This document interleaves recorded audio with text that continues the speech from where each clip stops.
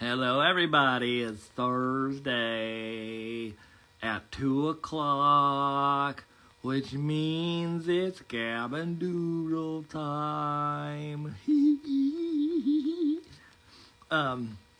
It's Giggle Fest. Let me just try to get my other feed up here real quick. I don't know why I went all high pitched. Feed. How is everybody doing today? I hope everybody's doing great. I am feeling fine. I don't know what that. Feel like I was gonna follow that up with something like feeling fine and sublime, or like some rhymey or something or other. But it didn't come out that way. It just came out as feeling fine. Today is Thursday, 2 o'clock. We're going to be joined by an amazing illustrator. I could not believe that he actually said yes. Let's put it that way. I just figured he wouldn't even acknowledge me. He would just ignore me from now to the end of time. We reached out to a illustrator, a one-named illustrator.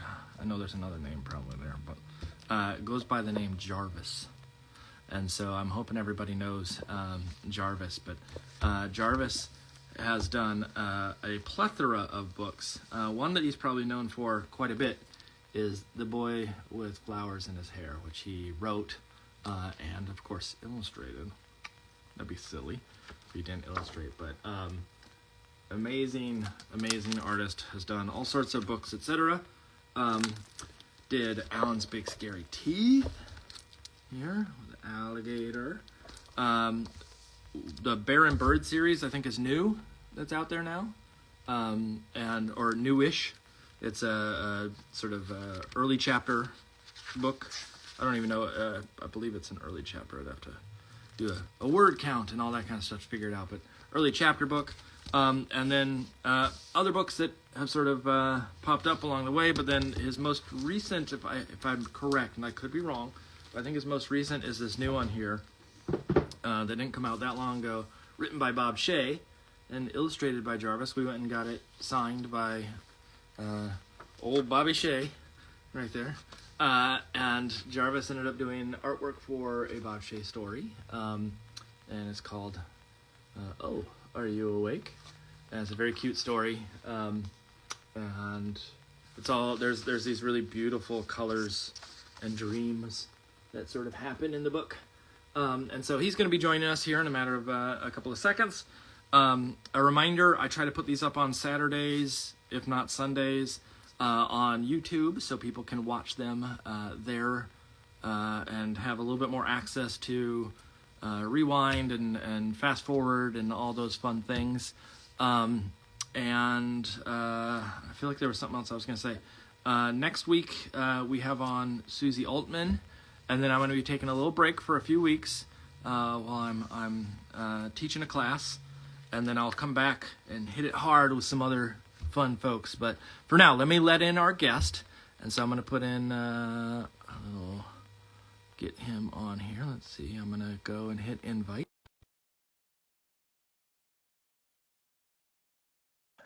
We can get him on.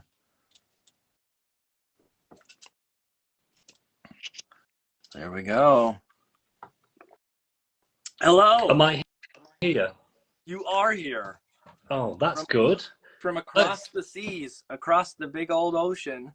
It's weird. It's weird. This freaks me out. What? Just being online?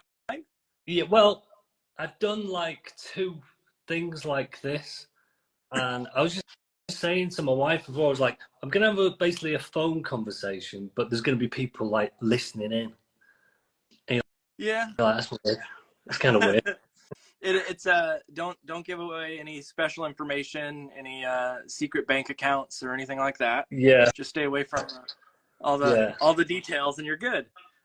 Thank you for joining me. This is I don't know if you heard at the top. I was saying I was extremely excited when you said yes. I didn't even think you would say yes, and I was like very, very excited in the background and yelled at my wife when I saw the answer. I was like, can you believe it? So we are big fans. Well, that's nice. And I've seen that you've got the books. So, because I was scared that you wouldn't have any, so I just brought some with me, but I've got the books. Is this the newest one? Well, it's the newest one in America. Okay. But you know, because all my books are with UK publishers usually. So there's one that's coming out that's already out here called Thank You. Oh, which okay. I think that comes out there in August. Okay. I don't know why it takes so long to get across the sea, but and most of them are through Candlewick, right? that's it. Yeah, because Candlewick have like a publisher over here. They're like joined with a publisher over here called Walker Books. Okay. And I basically only work with Walker Books, kind of.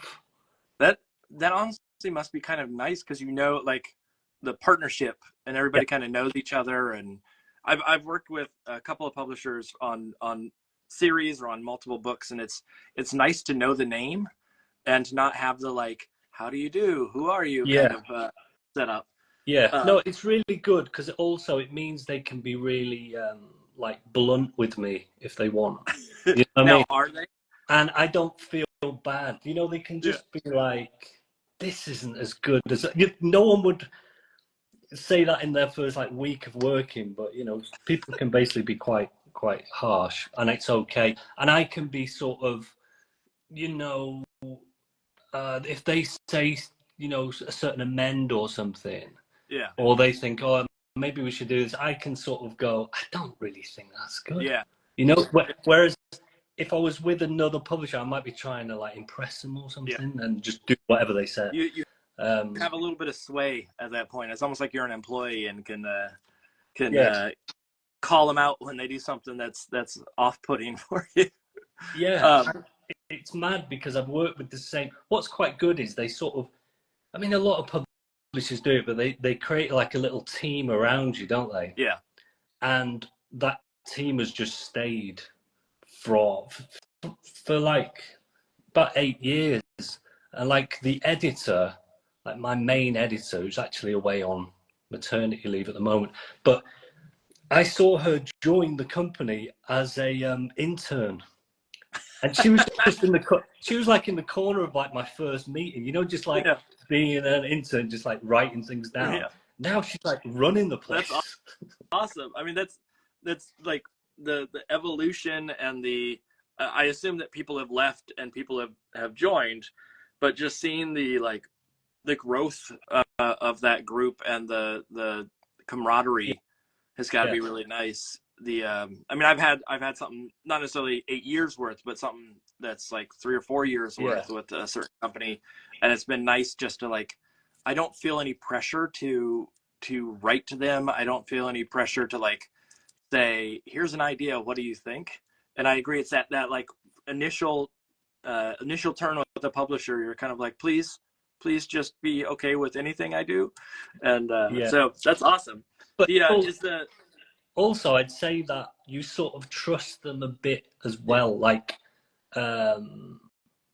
sometimes I don't know what you just don't know what you're doing, and you're just a bit like, when you're so far in a project, you just can't even see what's going on. And sometimes they'll give you a bit of direction, and you will at the time be a bit like, what? I don't know. But because it's such a long relationship kind of thing, and I know they've been doing it for years, I kind of just go, you're probably right, because I don't know what I'm doing.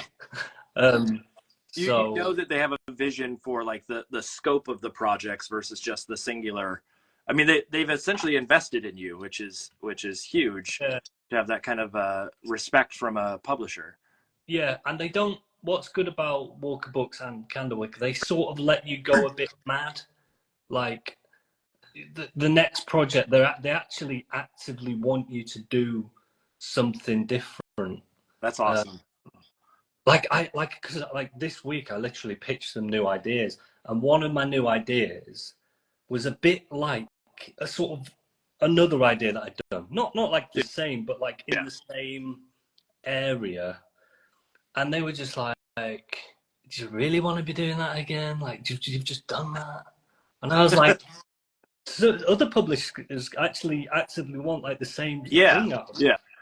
So they're kind of quite refreshing. I like them, I'm always talking them up because they're cool.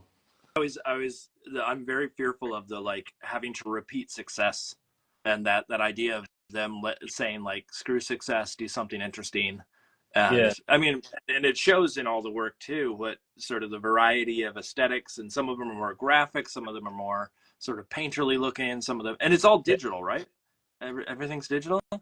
It's pretty much all digital, apart from actually the last one that isn't out in Yeah, the America. thank you. It's Yeah. this one, thank you one, and this is like collage. Oh, okay. It's your kind of thing, right? It's your kind Yeah. of thing. So it's kind of like cut out paper and things mixed with digital. I mean, you sort of have So that with like the boy with flowers in his hair. You have some like cutout shape. I mean, it's probably done digitally, but it's still got that sort of like collagey vibe to it. that was digital. What was funny actually was at one point that was cut out flowers that I took pictures of. Yeah. And actually the publisher was like, it came out of nowhere because that happens in the middle of the book. Yeah. They were like, it kind of takes you out of the world of the book. Gotcha. You know what I mean? And they were like, it's a bit like it looks a bit sort of gimmicky. It's Fourth just wall is broken. Yeah. Yeah. So I was like, yeah, you're right. And then I just went back to being digital. That's awesome. But yeah, I mean, yeah, it took me a while to sort of get over being digital. It's quite funny actually, because in America, I don't know why, but they always ask how it was made so they can write it in the book. They don't do that in England? No, that never happens in Britain. Wow.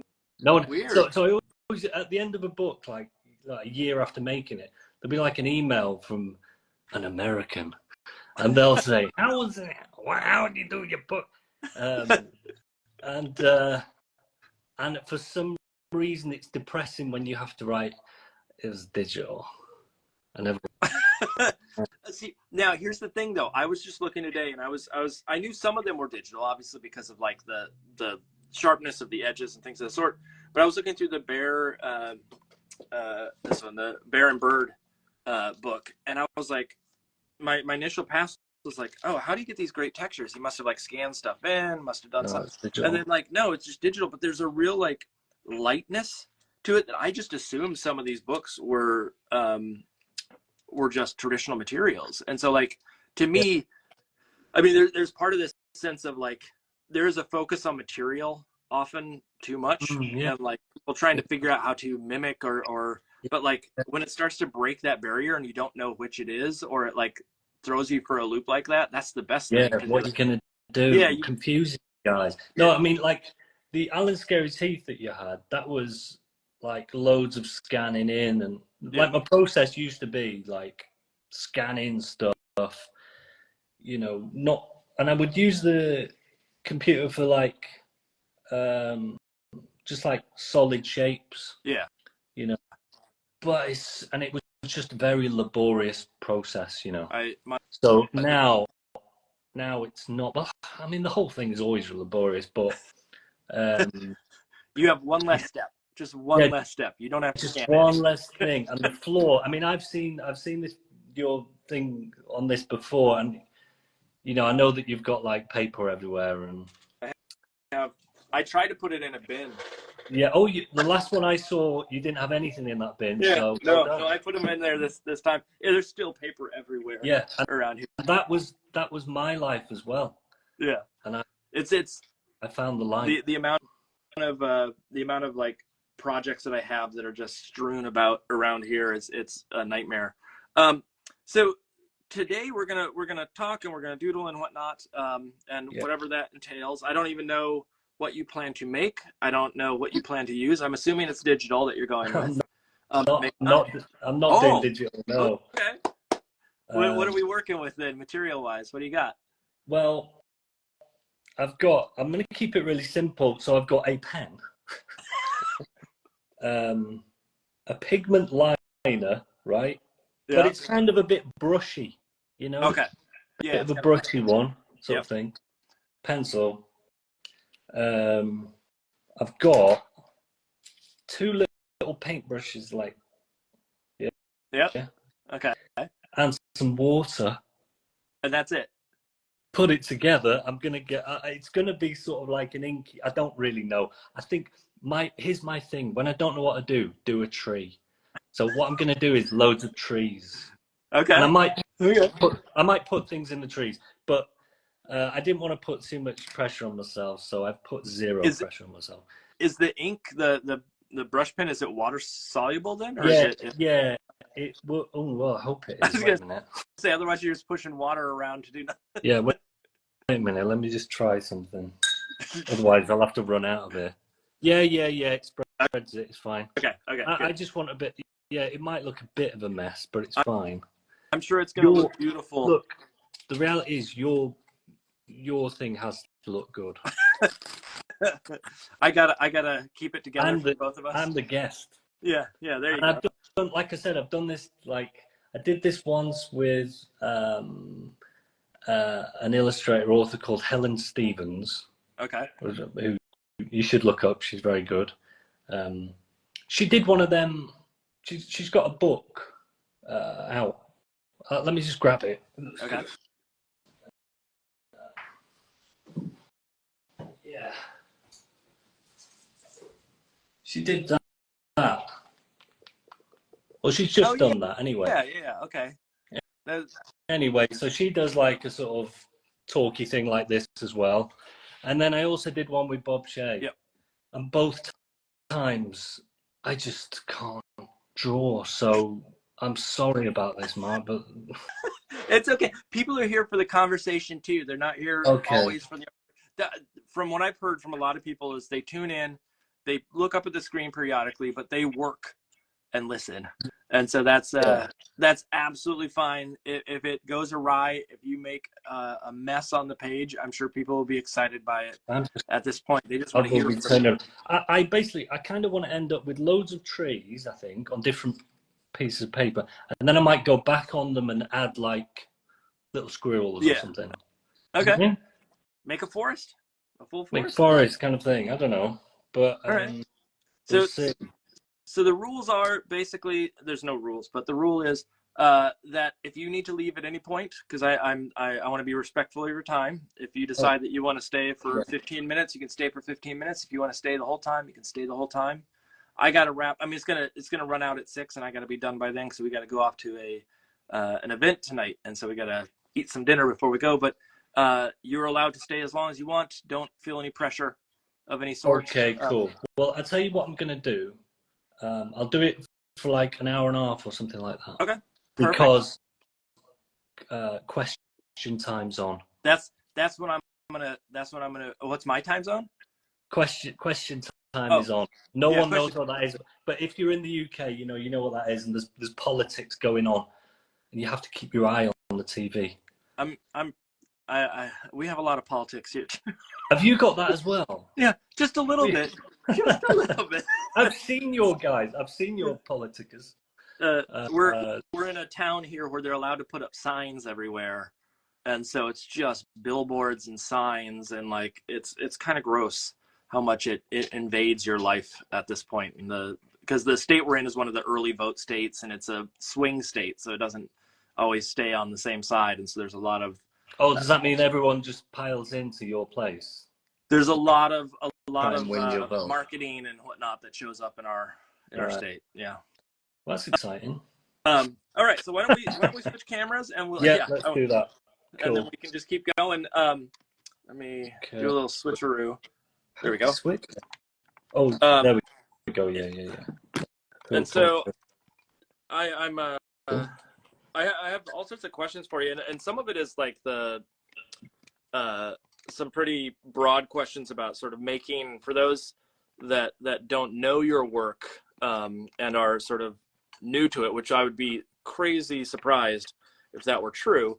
But there's some questions there, but some of it is just sort of general sort of art making and thoughts on sort of the kidlit scene. And because there's quite a few people that tune in, especially there are either new or are tempted to sort of jump into this kidlit world and are trying to figure out sort of what direction to go.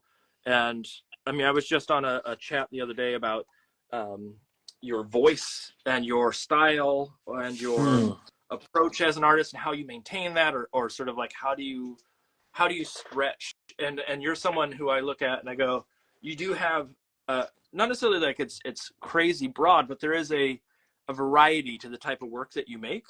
Yeah. And so, can you talk a little bit about sort of the style or the approach that you give to each book, or is it an evolution? Where does all that come from, basically? Well, I actually remember right at the beginning, like so I've done this for 10 years, and like right at the beginning, I don't know why, but I just had this feeling that if you do one thing, they might ask for you to do that over and over and over. Okay. I don't know why, how I've worked that out, but I just I felt that might be a thing, and so straight away I was like, I really don't want that to happen because I know I'll get bored, and Yeah. I knew that this was actually quite a good little career to do. Was this like, was Kidlit always the thing? No. I was a designer before. Okay. And then I did a bit. When you say designer, do you mean like graphic design? Do you mean what broad, or not what broad? What did graphic design, or sorry, designer? What does that entail? Because there are so many different avenues within design. Yeah. Was that purely graphic design? Well, I mean, it was, in the end, when I look back, it's literally, I've probably done everything. But yeah, the first thing I wanted to do was I wanted to do like album covers, record covers, and things like that. So that was my first job, and I did that for like a year and a half. And then I set up then I moved and I did like web design. But that was like, I mean, I was making websites, but that was more of a like a stopgap thing. Okay. And then I started a company with a friend, and we were then brand people, you know, and anything that people asked us to do, we would just do that. Was it fun, or was it? I mean, the tone that you're giving to some of the words like brand people. Well, that's because, yeah. I mean, I look back on it, and I can sort of say I don't like that. But at the time, I suppose it was quite exciting because we were, you know, going into meetings, you know, being proper designers and things, and proper adults. And but it just, over time, I realized I just wasn't interested in the client, you know, like I couldn't really be like, if something didn't help their brand, I wasn't like that bothered. You know, so I just didn't like it. Towards the end, I was just like I just couldn't see the point in everything. And once you do it, you start to see patterns everywhere, and you think, right, everything is the same. Yeah. All branding is basically the same. We're just going round in circles. What is the point? So for a bit then we did animation, and obviously in animation you have to kind of storyboard stuff. So I think that was one of the things that started me doing like illustration, because I didn't do an illustration really in the design stuff. And it also got me thinking about stories as well. Just like you weren't. Were you doing any illustration, or was it just not doing illustration? Like, because some people like will do illustration for logos and things of the sort. Yeah, which may be a little bit of a different aesthetic. Yeah, it was like design. I wish I had the proper vocabulary for it, but it's like designery illustration, you know. Yeah. I'd have probably looked at what I'm making now and just thought, that's so in a different world. I can't even imagine why anyone would make that. You know, everything I was doing was very, it was just very like cool, trying to be cool, really. Yeah. Gotcha. Trying to fit in and be cool. I don't know. And then I realized, actually, in the kids' book world, that almost like is a bit of a back seat, because you're really all about telling the story. Yeah, Uh, the aesthetic isn't always the star of the piece. no, yeah, exactly, That's and a sad yeah, thing for an illustrator to say, but I do think that it's you're trying to your illustrations are there to elevate the story, not the other way around. yeah, yeah, exactly, and everything has to, well, it's good for me if things have a sort of reason, um, for being in a certain way, Yeah. you know. And so I think that's where, you talk about the style and things moving around. That's kind of where that comes from, because I'm following the story, and I'm following the why, the aesthetic of that story. And I almost see, a lot of the way I think about it is like, I'm an art director, right? Okay. Who is art directing myself. And myself, I'm not very good at doing the illustration, but I'll just try these different things. You know what I mean? I haven't got like a way that I'm like, I can't Yeah, explain it, but you don't have a like what do I want to say, like a pattern that you follow, or script that is yeah, always in place. You do one, and then you do two, and then you do three, and you do the same thing on the next book. I mean, yeah. I was going to ask you, like, what is some of the thought process behind, and obviously some of it may be just super intuitive, but what is the thought process behind sort of discovering the look for each Well, book? yeah. What I do almost have like a sort of mini process for that, because what I like to do is sort of, let's pretend the text is already there. Let's Yeah. pretend there's already a story.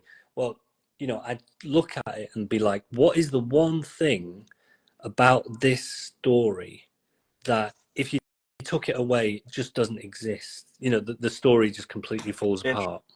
You know Interesting. what Okay, I I like mean? sort And of. there will be one thing. It might be the main character, um, or it might be like an object, Yeah. or it might even be like, let's say you were doing something all about autumn. Well, then it might be the season, or the way you do a tree. So I'll try and find one thing, and then because I've got that one thing, I'll just really hammer that thing. You know what I mean? For the first, like, I don't know, months, I'll just do that one element in different ways, trying to find something that is sort of like I like. I mean, I can imagine even looking at the boy with flowers in his hair, that, like, if you don't nail the flowers, Yeah, that's it. that So it's the flowers. That was it. Straight yeah, away, it's the flowers. And then that once book you that book realize, falls apart if it doesn't have flowers. exactly, so that's a really simple one. Yeah. So you're like, right. So I did the flowers. You do the flowers first, and then you realize, oh, I've done these flowers in a sort of painterly, sketchy way. Yeah. And then you're like, so what does the boy look like under the flowers?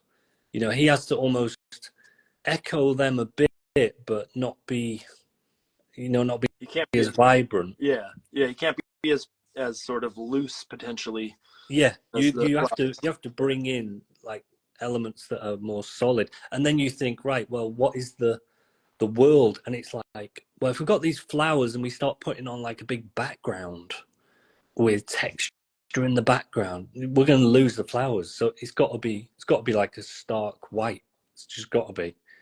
Um, How much? so Oh, go yeah. ahead. Go ahead. So I'm just saying, like, that one thing kind of like feeds on and almost tells you what everything else should be like. How much of the early process is actually like just thinking? And the reason I ask this is I have plenty of students that, um, we in the school that I teach at, there's lots of, you need to do work and you gotta, show your work kind of situation. Mm. But then when they hit that senior year thesis and they're trying to make their big project, I like to give them a little leeway and say work doesn't have to be visual, work can be thinking and Yeah. list making and planning and that kind of stuff. And I'm Yeah. wondering how much of that invades or not necessarily in a negative way, but helps your process. And sort of where does that switch happen for you where you jump from thinking to art making? Oh, I mean, my problem is that whole thinking bit just lasts the entire time to the point where, like the one that, like I said, getting to know the publisher is pretty good because I'm the sort of person that 2 weeks before Print. handing in the final art, I'll just drop a bombshell going, I've got a new idea of how this should be. You know what I mean? And everybody knows this is going to happen, but I forget I do it every time. And I kind of they go, called you out on it? oh, they just know it happens. Yeah. Okay. So they just go, okay. What they do is, I've done it a few times where I just sort of, I'll send them like an email at 2 a.m. with this brand new idea. And then, you know, by the next day, they'll just be sending me like an email that's just like calming me down, sort of thing. So yeah, that whole sort of like looking at things, thinking, I don't stop, which is a bit of a pain. I wouldn't advise that to anyone. I think really you should probably just stop thinking and start doing. I imagine they have some sort of bell that they ring when that email comes Yeah. at the last minute. Like, it finally arrived. What is it this time? They're probably putting bets on. Yeah. On when this email's going to come. the closer to the publication date are the easy bets. Yeah. The harder bet is early. Yeah. I love the idea that you're like, they have this whole like watch out for you. It's like a fire watch where they're got their eyes out on the horizon looking for smoke. Yeah. It's just a matter of like, when does it pop up? Step away from the edge, basically. Yeah. And yeah, so I really rate thinking about. I like, you know, I think that's a good thing to think about things. I say to people, yeah, most of my time is spent just sat there looking at something I've just done, and then almost kind of like working out, do I like this, or what do I need to do to this, or I wish I had that mindset, because I get caught up in sort of like, it's been planned to a T, and then it's not that it's the worst thing in the world, but it just becomes a bit more production for me and less of a creative process at that point. And that's one of the reasons why I like the play aspect so much, is that it really is pushing that idea of like not knowing where you're going. And so like, to me, it's your setup almost sounds like the dream. Oh yeah, but it's bad. It's not good, because I'm questioning it the whole way through. You know what I mean? So it's not like it's not like enjoyable. Which is why, you know, when people say like, "Oh, I had so much fun making this book," you know, like if they tweet that or something. I never understand it, because I'm like, oh, it's just agony most of the time. You know, is it agony from the beginning though, or is it agony towards the end? No, at the beginning it's all good. Okay. It's more just that sort of you know, like for me, illustration's basically just like loads of choices that you're making. And you know, it's like a road that you're kind of like, right, which, if I go down that road, okay, well then I have to do this road as well, and I can't go back. You know what I mean? So you just, I'm constantly checking myself, am I on the right path, sort of thing, with the book. I mean, I run into that now that I'm doing the collage stuff. I run into that on a regular basis of sort of, once you start sticking stuff down, like when it was paint or if it was digital, it was, I feel like, easier to cover up or to change course, because you can, you know, you can paint on top, or you can, digital, you know, you can just drop a layer if need be. But with the collage, I find I'm getting more and more caught up in like, okay, what piece do I have to put down first in order for me to solve the issue at hand later. Like I have to be 10 steps ahead Yeah. kind of situation. And like, it's frustrating to be in that, in Well, that realm all the time. yeah, and I love collage stuff. Your pictures are brilliant. Thank you. And this is it, because the thing I did that collage for this book, this thank you book. Yeah. But the only reason that I sort of let myself do that was because every page is complete. Every spread is very different. So Yeah. what it meant was I could sort of make him. I could say, yeah, the sun is red. Yeah. Yeah. But the next page, there isn't. The sun is white or whatever. It doesn't matter. It didn't. Whereas if I had to do an entire book that had to be like consistent, yeah, I can see how the collage stuff would be really tricky. I mean, that's my goal in illustration. I've said on Gabbing Doodle many times is that my favorite type of book, or not my favorite type of, the type of book that I think I would love the most is a book where I can play on every single page. Yeah, no, that's the dream. Do you know Caliph Brown? Do you know his work? Yeah. He does a lot of poetry books and whatnot, and each page or each spread is basically a new poem. And every time he has a new poem, he gets to play. And like, I'm like, oh, maybe it's poetry books I need to get into, or maybe it's, so every time I'm writing now, it's always a book that allows some variety in that sense.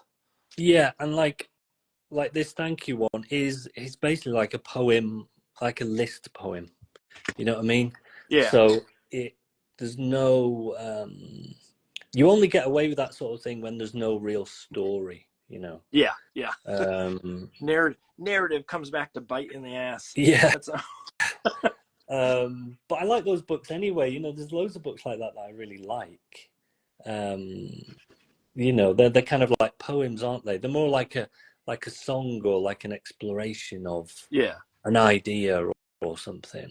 It's freer just in general, just because of even the voice of it, because of I like poetry, but I don't know as I'm good at poetry, or at least the type of poetry that they'd want in books. I can write fart poems to the end of time, but there's a space for that. There is a space for that, but I don't know. It's on the front. I just don't want to be in the space where you're letting them off. That's all.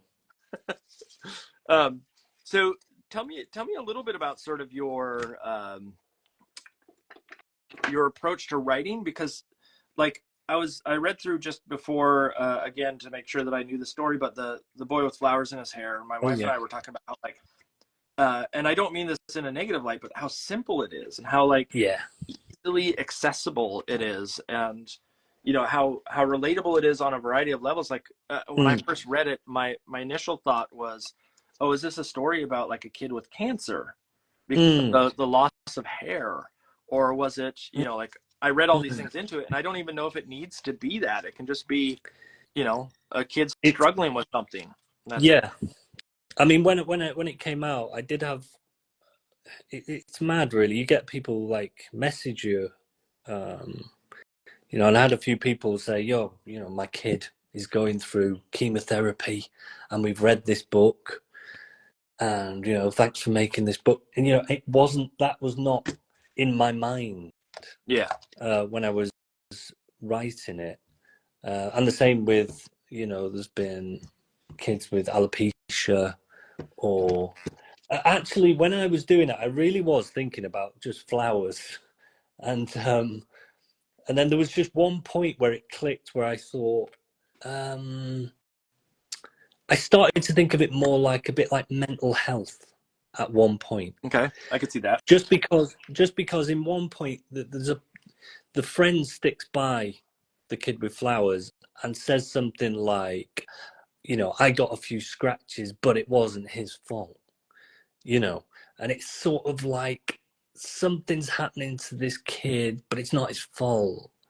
So that's why I started to think about, kind of people being ill, but But yeah, I really was just thinking about flowers most of the time. I mean, it's more power to it in a way that people can read all these other things into it and get something out of it that's even beyond what you intended. I mean, Yeah, one of my first books had the same thing where I wrote it and I didn't have any major intention to it, but then looking back on it, I can see how people could interpret it as, having a deeper meaning. And in a way, I've moved towards that myself to a point where I'm saying, yeah, it is kind of about that, and I didn't know it, but like yeah, that's okay. exactly, It's exactly. There's a hidden And message from my own brain. yeah, exactly. But I think that is probably, maybe you were writing about that. You just don't know. Like I said, I wasn't intending to write a story about mental health at all. Yeah. And in the end, maybe I didn't, but it just sort of occurred to me towards the end of writing it that it could be read into a little bit like that.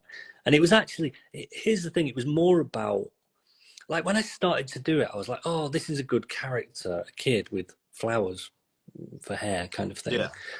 But then the more that I was writing it, I realized actually it's not even about him, it's about the friend who's kind of sticking by Yeah. him. It's not actually anything, he's not actually the main character in a weird way.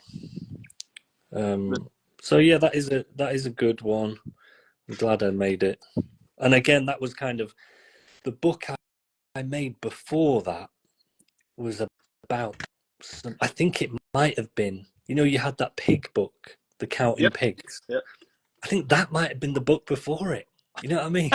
So I kind of had this other idea, and I was like, it's a bit different than what we've just done, but See, I mean, I know that like there's probably stress in that as well of like each book needs to have its own voice and be very different and whatnot, but it just sounds like a dream to me of, wow, you get to like just play on a regular basis without any yeah. without, Well, or I don't say without any, but with less expectation from people to repeat the same voice or to make you're not in it for the sales side of it going, well, that one sold and so this one needs to do the same thing, otherwise it won't sell. yeah, well, I mean, here's the thing. I have those. No one's ever said to me anything about sales like you need to sell more or this one needs to be, you know, like Yeah. a big hit or anything like that. But I have, because I am a bit one of those people who do keep my eye on how much things sell. And my sales were kind of going down and down and down. And I was like, oh no, I need something. I need something good for the next one. And then luckily, yeah, the Boy with Flowers thing just happened at the right time. And that How was another Where are you popular tracking one. the sales? Is it through the publisher or is it through online sources? Just through the publisher, just through Yeah. the royalty statements that you get Okay. every 6 months. But and unfortunately for me, it does kind of color how I look at something. I know it shouldn't, but if something comes back and I thought it was good, but it sold absolutely nothing, I kind of go, that was a lot of rubbish anyway. I don't think And I don't think it's bad to to look at those sales of any sort, because I think it does tell you information about like what connects, even if it's not a sales like how much money, it's a matter of like what connected with the readers. And in a way, that's probably just as important as the financial windfall, all the millions that you're raking in on a regular basis. yeah. The But also, I mean, at the same time, it's all total luck. It's all kind of Yep. like the luck of timing or the time of year it is, or did like, you get into that particular bookshop like or when whatever. they release movies where like an independent production studio comes out with a movie and then it happens to be the Yeah. same weekend that it releases as some major blockbuster, and you Yeah, just get nothing. exactly. So I know that it's not like a science. It really is just totally random most of the time. but I still look at it. And so yeah, I was getting a bit stressed out, going, "Oh, what if, you know, it's just a downward spiral. What if I'm just selling less and less, and I can't come up with something?" And I just feel like sometimes if you have a little run, look, I've never sold like loads and loads and loads, but a little hit buys you a bit more time. Yeah. You know what I mean? It means that your next book, people might not be, I don't know, thinking bad about it, even though no one's ever brought it up. Yeah. You know, I don't think anybody's thinking bad about your work. No one's going, you know what, Jarvis has really failed me this time. well, but I don't know. So I do think about, oh, I hope the next one, like I'm doing these Bear and Bird books, right? Yeah. So I think maybe there's 2 for sale in America, but there's going to be 6 of them. Yeah, right? I know there's more out than. I'm going to do a little bit of a plug here. So there's one. Yeah. There's one. I know there's more than what we have available here, because we tried to grab some from various sources, and I even looked online at points and it said, like, pre-order, and I was like, yeah, wait, I thought they were already out, and then we were able to snag one at the library to look at. Oh, but well, that's cool. It is. But yeah. So you have this weird. So that's the first time I've ever done something where, well, one, I've got to repeat the look of it. Yeah. There's like a set look, but also you've just got a weird pressure of, you've got to make these books like as good as each other, but also I get scared that by the time the 6th one's out, there will be like 0 people interested. It looks pretty. I mean, the one that we have here, which is the Bear and Bird, the Picnic and Other Stories, is pretty darn adorable, and I can imagine that it's going to have some longevity. And not only is it a chapter book, but it's a chapter book that has that's in hardcover, and that is not as common for some of those early chapter books. A lot of times they jump directly, and so, like, to me, that means there's some weight behind it, or some value to it to the publisher. Well, the funny thing is, like, when I was doing them, when I sort of pitched the idea, the publisher was like, "We don't really make these sorts of books. This is like an American thing." Like, that was the sort of feedback. It was like, "This is what America do, and we don't really do that here." But they said, "But let's kind of give it a go, because you never know what what can happen." They do, like, chapter books, meaning?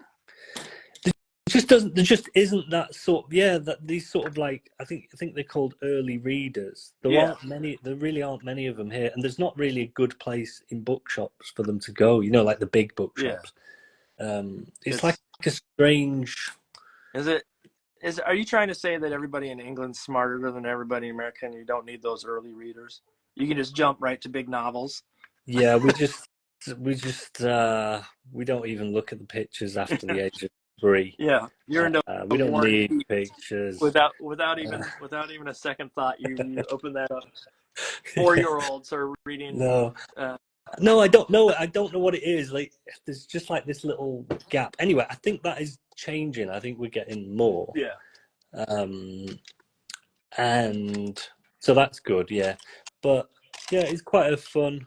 It's taken a lot out of me, to be honest, that whole thing, because each book has 4 stories, and there's 6 books, so that's a lot of stories.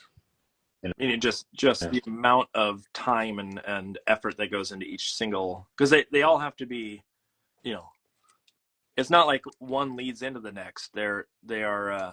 Well, I'm gonna tell you, it's not like one leads into the next. No, so they've got to stand alone as stories in their own right, but an added bonus level of nightmare is that they do kind of link. So they're sort of like, it's as if you're watching a TV show, and then each gap in between the chapters is like the adverts have come on. I Now you're back They are into a new connected, but story. it's not a singular narrative that runs No, from one. It's not no, chapters. It is no. stories. Yeah, But but but for instance, let's say, but because they do run into each other, everything has to happen in one day. No one probably even knows this, but everything happens in the books. They happen in one day. So the first thing is always like the morning, and then it always ends at night. So, but you have to sort of come up with stories that fit within that framework, you know. So you can't write a story that might last a week. You know what I mean? So I can't, like, for instance, oh, one of them grew a flower. Yep. Yeah. You know what I mean? So everything has got to be like something that could happen within like a couple of hours. It's, they microwaved a burrito, and that's the end of the story. Yeah, exactly. So it's simple, but it's kind of complicated to make. And yeah, for each one, I don't know what you're like. I have to write lots. I mean, to get my sort of writing like whittle it process. down. My writing process is not refined or even not a good process altogether. I'm trying to figure out how to make it work. I'm someone who gets way too wordy in all of my books, and then get told there's too many words on a regular basis. Well, that's America for you, isn't it? Yeah, Again. yeah. It's my personality. Wait a second, you just throw us under the bus. Yeah, so that. No, it's okay. It's okay. I'll hit you back with some other trash talk Yeah, about okay. England. I don't know if there's much beyond, like, we're our own country now. That's that's one that I can always hold over. Yeah. So with making the new book, the Oh, Are You Awake? Oh yeah. We went and saw Bob talk about that. He had Oh, a that's cool. reading at a local bookstore that we really love, and he was telling us a little bit about sort of that he had already previously tried to illustrate it and did not like what he made, and then said somehow, and I'm paraphrasing, of course, but hinted at the idea that he reached out to you and said, "Do you want to take a crack at it?" What can you retell or correct that story? Yeah, he'd already done it, and I put on Twitter something like, I haven't got anything to do. I was sort of like in between books. Yeah. And I didn't know him at all, but you know, you just follow people on the internet, don't you? And so he kind of emailed me and he said, "Do you want to make a book together?" Now, I've never done anything where you pitch it together, you know? Yep. Usually I'm brought in by a publisher. I've never done anything outside of that. So I said to him, it's a bit weird, isn't it? A bit weird. And he said, "No, I've done it before, don't worry." And so he said, "I've got this story." And he had these two characters, and one was a seal, and one was like a little, like a blob, like a little blob thing. Anyway, he basically done the book, and it was really kind of graphic. It was very like pared down, very slick, even more so than he usually is, actually. I liked it. It was very minimal. And there was a lot more text as well. There was like a hell of a lot more kind of text. So I said, "Yeah, I'll do it." I was like, as long as it's more simple in terms of the text, because I needed more room for the pictures. Yeah. So he said, "Yeah, that's fine." And so he was up for sort of like going back and just like re-looking at it, and that was cool. So yeah, I just started to put together images just for him. But the thing is, he's like one of my favorite ever, like, illustrators. Yeah. That's You know what I mean? it was gonna be, what kind of pressure was there? Well, it was crazy. I didn't even think of the pressure when I was saying yeah. I said yeah, I'll do it, and then afterwards I was like, wait a minute, this is Bob Shea. What the hell am I going to give him that he can't basically just do? So I just got really sort of, I just made loads and loads of work. You know what I mean? I started to do loads and loads of characters, and because we didn't really know each other, he's actually very like, the way he talks to you is like you'd known him for years, so it was fine.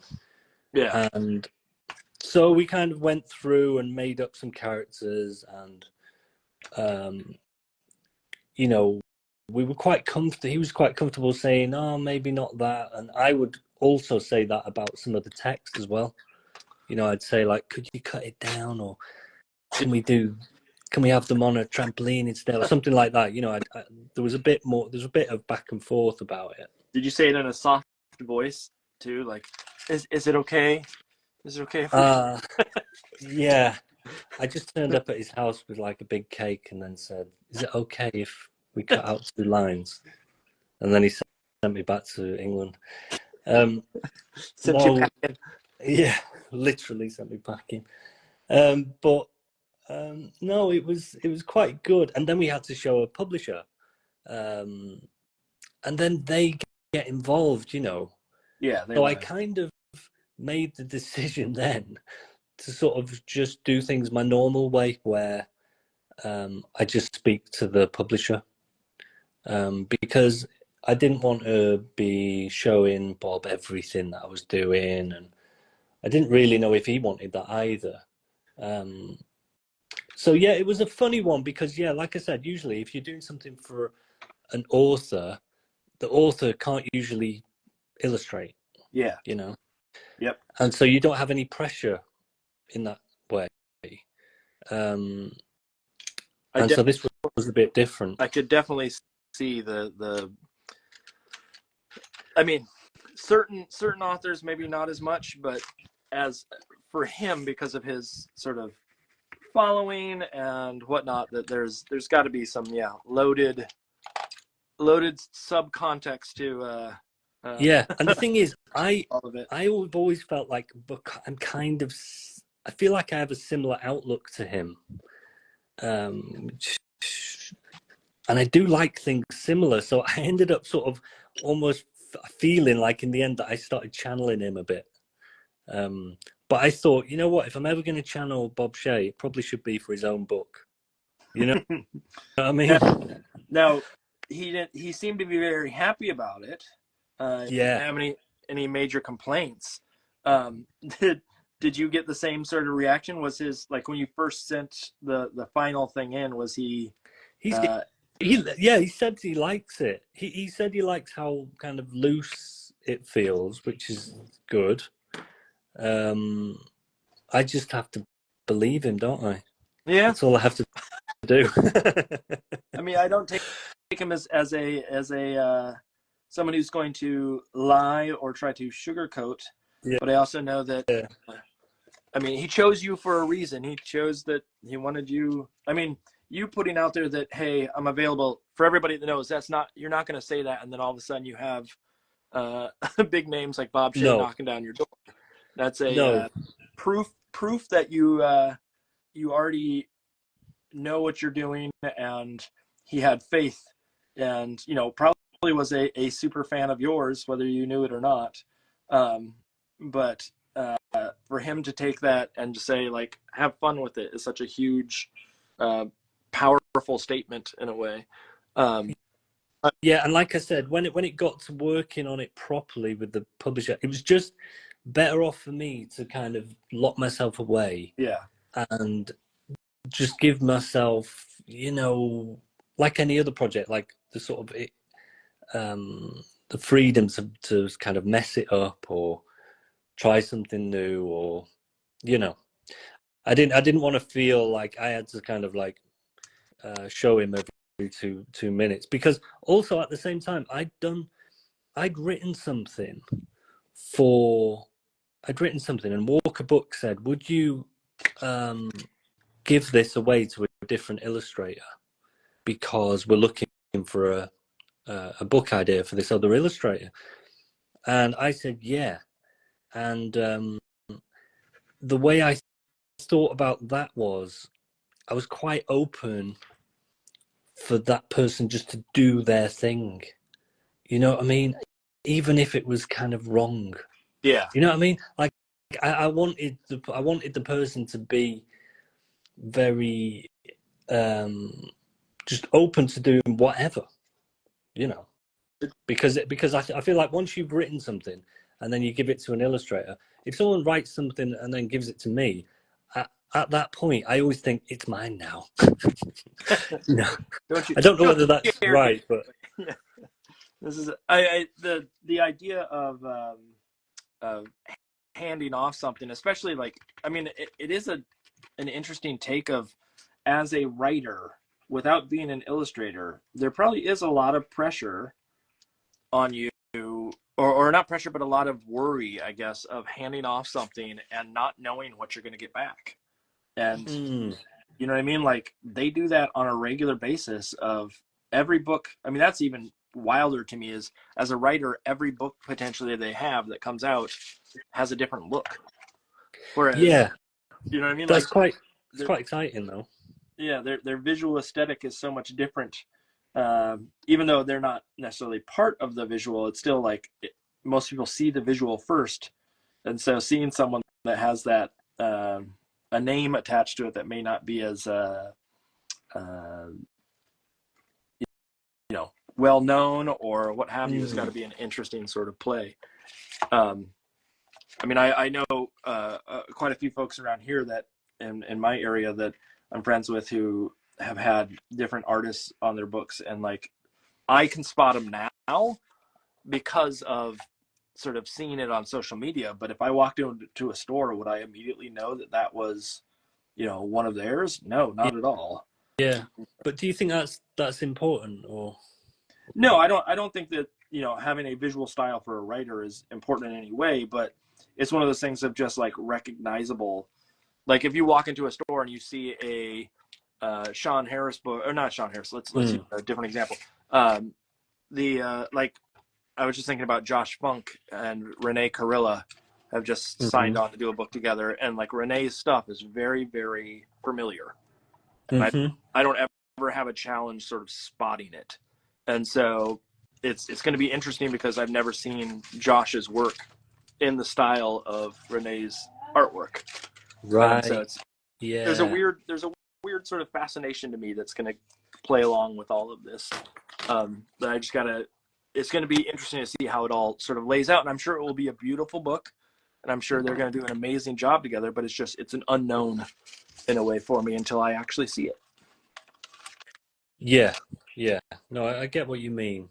I mean, I get kind of, it's weird. Like, I like changing things up, but I also get a bit of jealousy of, the people who, if you put all their books together, they just look like it all just came out like in one day. It's like I always reference Mo Willems. Yeah. Where in the book we have a guy. Do you know Chris Horton? Yes.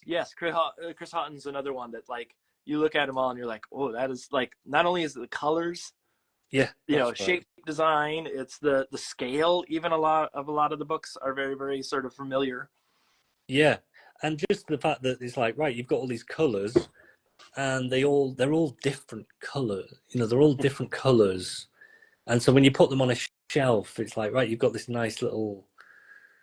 It just looks good together. Yeah. And then you kind of like, at that point, I look at what I've done. I'm like, oh my God, I could have. Why didn't I think about this? But the problem is, I would just get too bored. One of the series that I'm working on, that I'm sort of on the fourth book in it now. When I started it, I did not know it was going to be a series, and they came to me with the second book, and I thought, oh, it's just going to be a second book, cool, just a follow up. And the company that prints them has two formats they use. They use a portrait and a landscape, and it's the same proportion, just sideways. And so I was like, oh, the second book I'll go landscape because of the character that's in it. It's a dollar bill and it's supposed to be, Oh it's yeah. That looks flexibility. cool. Then it came out with a third book, and I was like, oh no, because if it were me thinking about the shelf like a box set, or they all Yeah. go together, and there's this one book that now is sticking out the other way, and they came to me with a fourth book, and they said immediately, can you go vertical with this one? Don't do sideways. Don't do a landscape. And I'm like, yeah, now there's just this one book out of This 4. one mad one. I've seen the cover of that. It looks cool. It's okay. I'm okay with the third book and the fourth book. I think are going to be by far the best ones. I was thinking about. I think I've seen. What's the other one in the? There's a penny's worth, which is sort of the initial one, and then a dollar's grand dream was the second. A third one is called a credit card takes charge, and the fourth one's piggy banks saves the day. And so it's all like money. Right. Yeah, some money. Yeah. Does anybody? What does the last one? Does everybody go bankrupt? No, but it's about like what's funny last is one was about fraud. Yeah, I talked to the author and I was like, because we're friends now, and so I was asking her about the manuscript just to find out like what was she thinking about something in it, and I asked her what is the evolution of this? Are there more? Because I didn't think there would be more, and she said, yeah, there are some more that are we're thinking about, and I was like, please don't do Bitcoin. Please don't do like there's all these things like NFTs. Like don't into some of this, but I also worry that some of them are so antiquated. Like certain things that we use, like checks, are kind of like people don't really use checks anymore. People don't use some of those. But the reality is, the little kid isn't using any of it. No, they're not using credit cards, but they're learning about saving and like the understanding of like you pay something now and then you buy something now and you pay for it later, which is like a fine concept, but it is it's a little out of their realm. I mean, I don't even use money. I don't use cash. As much as I can avoid it, I avoid it. Yeah, I don't. I mean, I'm one of those.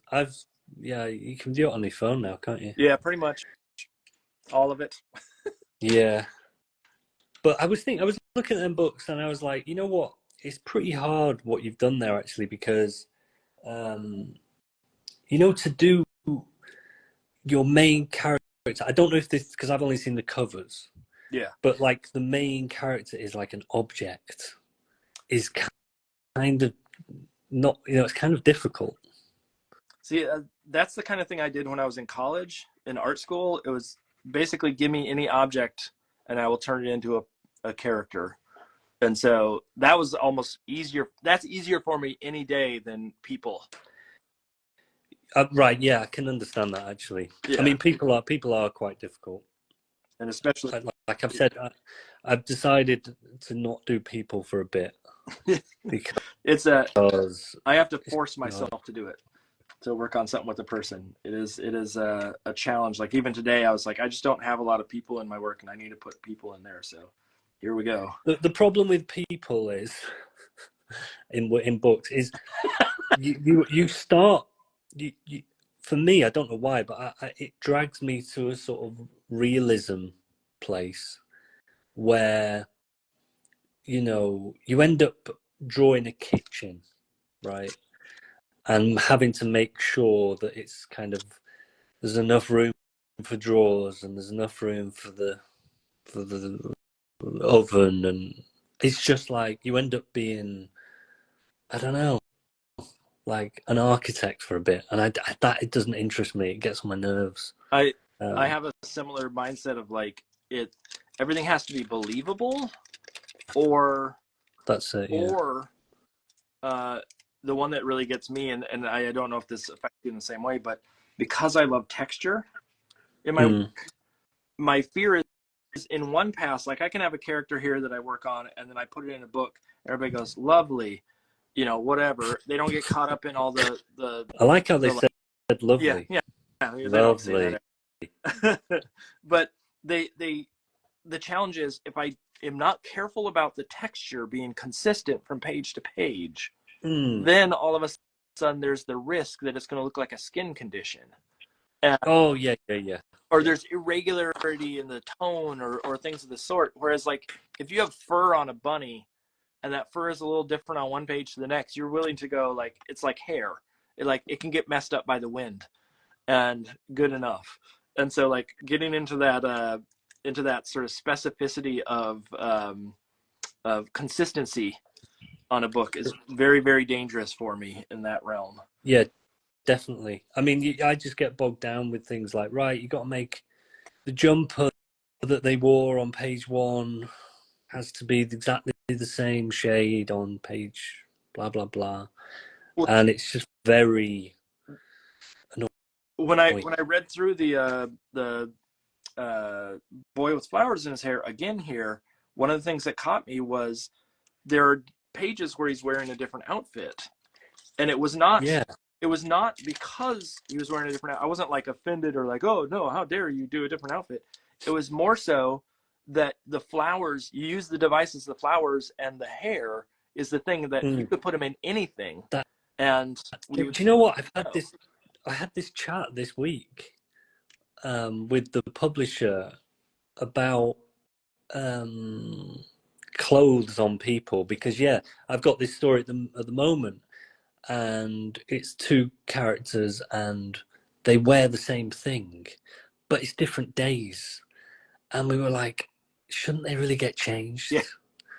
You know? Like that, those dungarees are really going to stink. So I'm wondering what to, but the problem is they don't have they're not as memorable. You know, if you do change them, you could, a reader might think that it's a different character, you know. So it's a hard one. There's that, and like the animation world is the same way, where it's like you go and look at someone like, you know, The Simpsons, or you go look at something like Peppa Pig or whatever, and it's always the same outfit. There's no change whatsoever, and either they have 100 of that same outfit, or they stink. And there's just no way around it of any sort. No, so, but you can try, like for instance, I think what I'm trying, if you add something, you know, let's say they always wear the same hat. Yeah. I think you can maybe get away with it. Or, you know, like in the one I'm doing at the minute, this guy always puts a pen, like a red pen behind his ear. And so that almost becomes the like signifier of there he is, you know, as well as what he looks like. But it is a weird one. It is a weird one. One of the things I also noticed, like when I was looking at that, and I got caught up in the you know, change in clothes, was I was also looking, because this is my OCD of are the flowers the same, and how consistent are you on, like, can the head turn, can the flowers change? And I noticed there were like certain flowers that were distinguishable as important to that, to that bouquet. I'm scared of you looking so close at my book. Stop looking. No. This is all I'm saying. These are good things. I'm not saying, but I can understand. Yeah. I mean, don't you do that though? Don't you look at books and get caught up in like?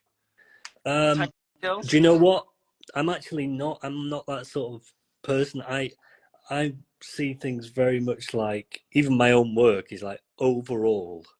I see it in a sort of overall way, and when I make work, I do it, and then to if I like it, I have to sort of stand back, and if it all comes together, you know, from a distance, then I think that's all right. I'm not a detailsy person, really, and which is why I'm not very good at the sort of consistency thing a lot of the time. It probably stems from me teaching too, though, that like I crit on a regular basis with students. Yeah. So it's this like, okay, we're going to look at the details. What's working? What isn't working? How do we change it? And so I get in my own work, like I will to a T sit there and paint the same color on all the spreads at the same time, just to make sure the color is consistent spread to spread. Yeah. And it's a pain. It's an absolute pain. Not like so really, when you're doing your work, it's coming together sort of gradually. Yeah, I don't do at the same time. No, I learned very early on that if I do a spread at a time, I have consistency issues, especially with texture and things of the sort, to try to maintain texture. That if I'm in that headspace of like, okay, this is how I apply this, the cheek on this character, and this is how I do this, that it's easier to have like 3 or 4 of the spreads out and just swap them into Mm. place. So it's not a beautiful process of any sort. But I also, when I do that, I go through and I look at the book initially and figure out, okay, what pages need to be dealt with together, and so I make little like batches of them. So it's today I'm working on all of the trees, and so I'll get any page that has trees on it, and I'll set them out, and any page that has a seal on it. Well, I'm going to do all the seals at one time, and so it is this weird like I'm working on the book as a whole. But I also think it's advantageous for me because at the end of the day, I am like, I don't know about you, but at the beginning of the process, at the beginning of the work process, I'm super excited about all the stuff I have to do. Yeah. And then towards the end, I'm like, ugh, this is just Oh yeah. drudgery. And so I fade at the end. Let's put it that way. I fade at the end. And so if I do it irregularly, it's not the last page or one spread is the worst. It's sort of, there's one worst thing on every page, but there's also one great thing on every Yeah. page. Yeah. Yeah. I get this thing of sort of like running out of steam a little bit. But that's why I have that thing of I always want to keep the sort of enthusiasm of it. Yeah. Somehow the possibility of enthusiasm. Yeah. Like that's why I end up doing that thing where I sort of like change it right at the end. Because I'm still in sort of playing about mode. You, Or I convince myself I am, but then everyone says no, you're at the end of the book. But what it means is like, say I'm doing a book, and I might find a different way of doing like a tree, but I'm on like the last couple of pages. yeah. I'll just go with that. So sometimes you can get away with like not being consistent a little bit. But yeah, I have to sort of leave myself things towards the end of a book that are sort of interesting. Otherwise, yeah, it just becomes like you're a robot, just kind of filling boxes. I have, yeah, I mean, I always try to end on a big like fun spread, and I always try to like, I don't know, but that it's the same. Like even before I did the like every little bit here and there, it was I'd plan out and I'd start with the hardest spread and I'd end with the most fun spread, and it was purely just I'm afraid I'm going to end up in this rut, and the only way out of it is to just be on top of like what is fun and what's important to me to work on in the end. And eventually it Yeah, just pans out, but I have to plan that process. There yeah. are some people I know that have worked on books where, and I think it's crazy to just start on page 1 and then do page 2 and then do page 3. I don't get that at all. Well, I've done that as well, but yeah, sometimes I like to do like a little run in the book, just because. Well, I'll tell you one reason why is because over here, all the books have to go to the Bologna Book Fair. All the books? Every book I make goes to Bologna Book Fair. Okay. Like because the UK is, I'm going to break it to you, it's smaller than America, believe it or not. And there's less people, there's less kids. Yeah. So there's less people who will buy a book. So they have to sell the books to, Europe, around the world kind of thing. And so halfway through making a book, they want to make a dummy of the book. And, they'll be showing prospective publishers in different countries. So it's always better if there's like a bit of a run in the book, like a bit of a, Yeah. like 5 spreads in a row that are sort of color. So they're doing those before the book is actually finished. Yeah. They do it before the book's finished. Yeah. It's Okay. it's absolute hell, because you start the book and then they go, right, you've got 2 months to do, or whatever, month and a half, and we need, the cover, we need 5 or 6 spreads that are finished, and we're going to make a dummy book. And they literally do make a dummy book that they print and cut, and Wow. they'll do like finishes on the cover as well. They'll have it properly done. And then it goes to the book fair, and then hopefully people are then interested to buy it. And so that by the time you've finished it, there's maybe, there's a few countries that are also going to publish it at the same time. And hopefully it didn't change. Well, this is the thing. I mean, it sometimes does, because I've just done this book, this Christmas book, and it's called Mr. Santa, right? And it's going to come out this Christmas. But they said, oh, we just need a picture of of Santa Claus for the publishing material we're going to go to Bologna Book Fair with. But I was still in the stage of kind of working out what he looked like. And so the picture that's in this brochure is terrible. It's really bad. It's not what he looks like at all anymore. So yeah, you kind of like, you don't really have to stick to it. It sounds. I did a book with for the Big People Little Dreams series, which is Quarto, which I think is out of Spain, but it's printed through Francis Lincoln, which I think is English. Yeah, no, I think well, I've been in Quarto. It's in London. Oh, it is. Oh, yeah. Okay. The reason I thought it was, maybe it's the author is from Spain. I right. But they asked for the cover before I had done any of the artwork on the inside. And I've said this on here before, but this all makes sense now, because they asked for the cover, and I'm like, it's a little kid version of an older adult, and in my case it was Charles Darwin, so like the beard is the thing, like everybody remembers the beard, and then all of a sudden it's like, I got to provide you with a kid with a beard, but I don't know what the adult looks like in my style, so I actually had to paint the adult, or the old man version of Darwin, and then go back and paint the kid just so I could give them the cover before I had done any of the artwork in the book. And and they went and sold it on that.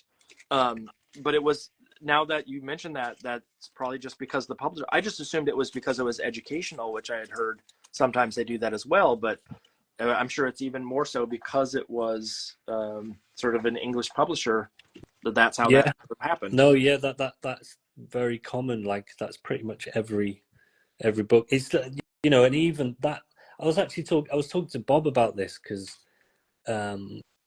we have to think about other things, like how this might translate, into different languages. Yeah.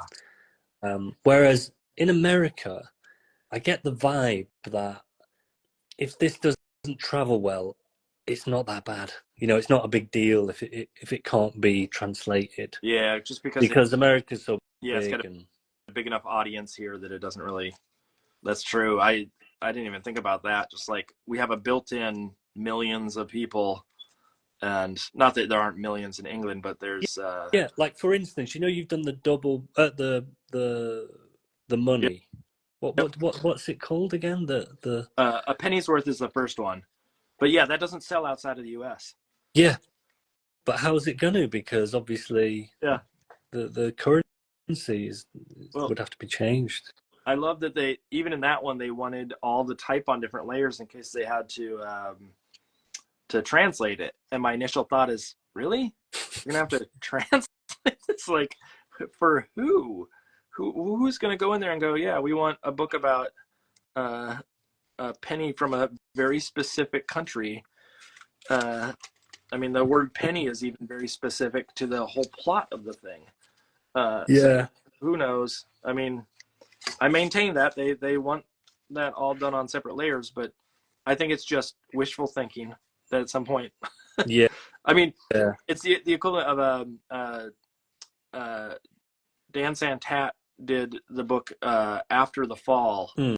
the one about Humpty Dumpty, and All right. I remember he showed that, and then he talked about how the cover had to be redone in other countries because he had hand lettered the cover and it was an illustration. It wasn't like separate type. Yeah. It was built into the illustration, and so then all of a sudden someone had to mimic his style. Well, that happens all the time. Yeah, that's fascinating to me that that's a thing. Well, but That I like, have this other thing where it's, that'll happen to me, but sometimes they say, do you want to do it? yeah, Because they're just going to go and do it. and you don't And know what it's going to look like. and you might not like it.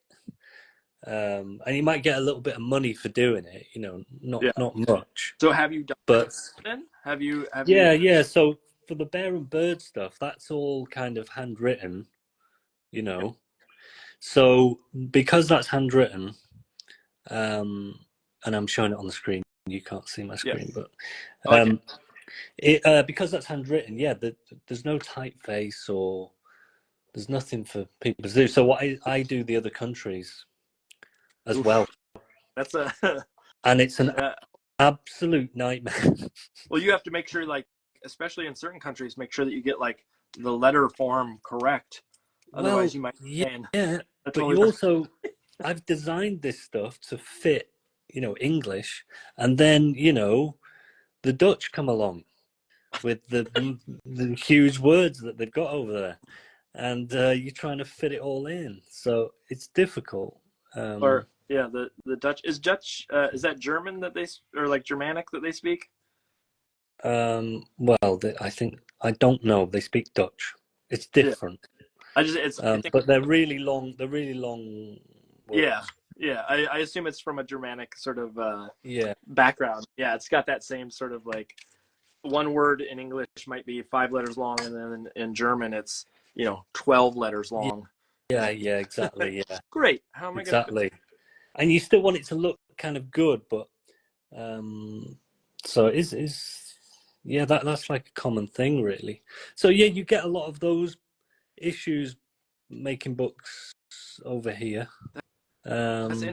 Just it's I know that there's a difference in the markets, and I've known, like, there was someone that I talked to that was from I want to say, like, it may have been like Amsterdam or somewhere up in that range, wherein Yeah. they gave the artist a lot more leeway in what they wanted to do, but they also had to do all of it.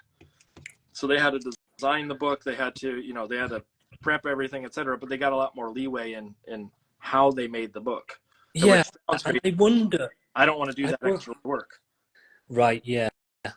Like whenever I've been to one book fair, I don't know. Have you been to one? Have you been to one of these like international book fairs before? I have not.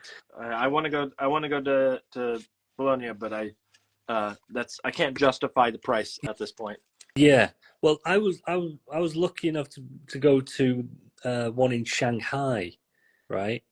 Yeah. And so you're looking around all the stuff from all around the world, and there really is a lot of variety in the world. And I always think, wow, these, like, the French guys and girls, they're really going bonkers over there. All their stuff looks like crazy. But and the same with, if you look at like the Korean books, they all kind of everything's always seems to me much more creative. And I wonder, is that because, yeah, maybe they get a load more control in some way?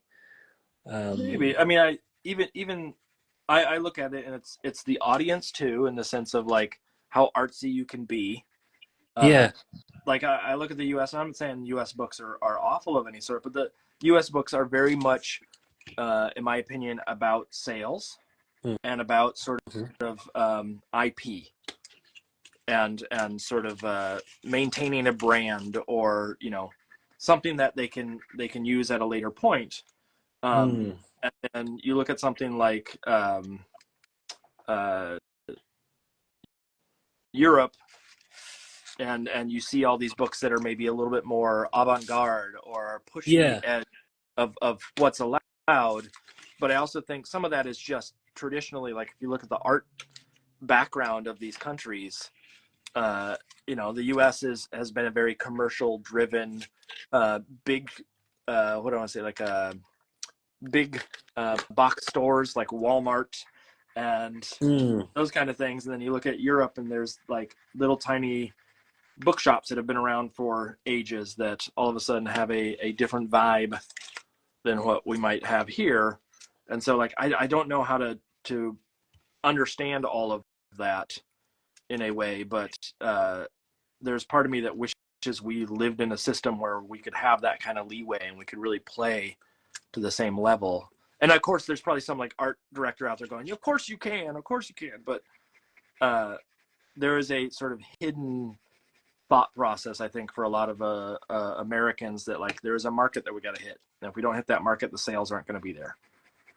Yeah. But do you have any, when you're doing your books, do you design them as well? I don't design them, but I end up doing a lot of the type. I like to illustrate type, and I like to like have a hand in that in some way or another. Well, then what's left? Yeah. Well, I know. Is the design. So most of the time when I do the hand lettering of the type, it's like special words like kapow or I see, that kind of thing. But my first book that I wrote, or the first book that I wrote, not necessarily the first book I did, but the first book that I wrote, I did actually do all the hand lettering in it. And every letter was different. Like I did the entire book written out in my own writing. And it was a pain, but to me, made a huge difference in sort of the aesthetic. And so like, at that point, it was them just sort of like, checking the colors. I mean, there was a designer that was attached to it, but I don't know how much they did. Beyond. Right. Yeah. I mean, I generally pick, the typeface,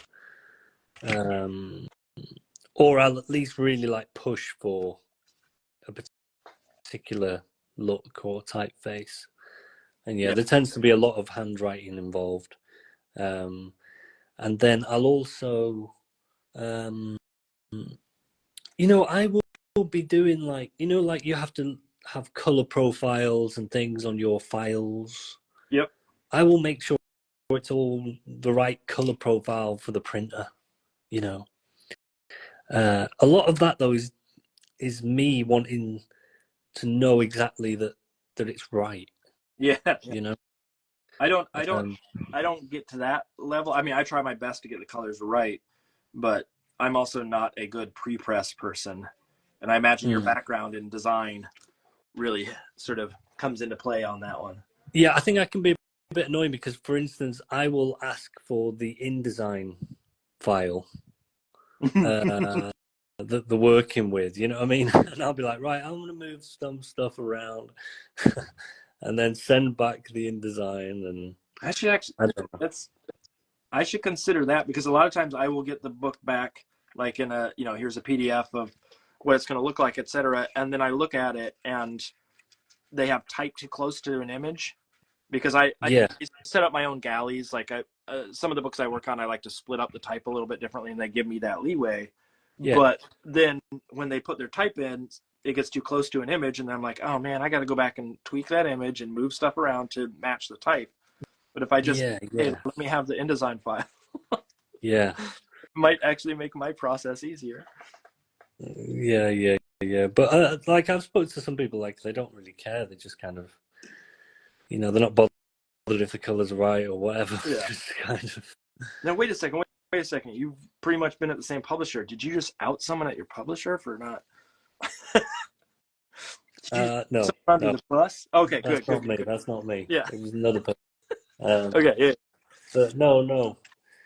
Yeah, so I am very sort of, I'm a bit controlling in a way.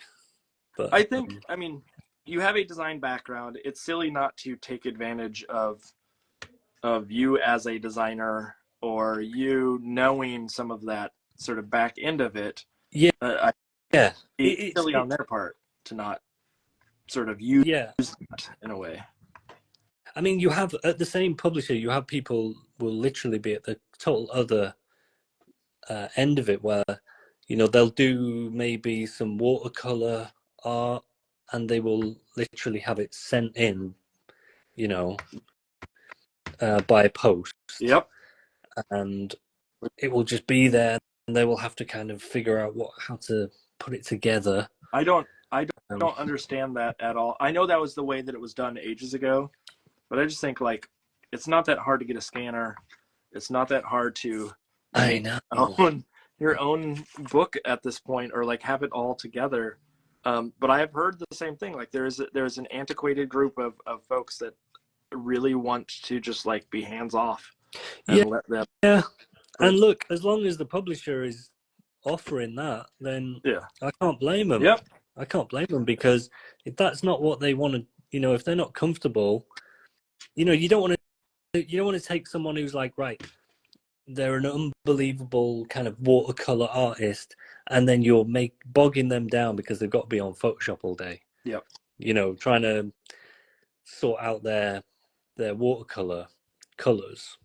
The only thing that would get me, and this is I've said this before I think on here, but I'm someone who loves texture, but the challenge is like what texture is good in my mind and what texture is bad in my mind can be very different from piece to piece.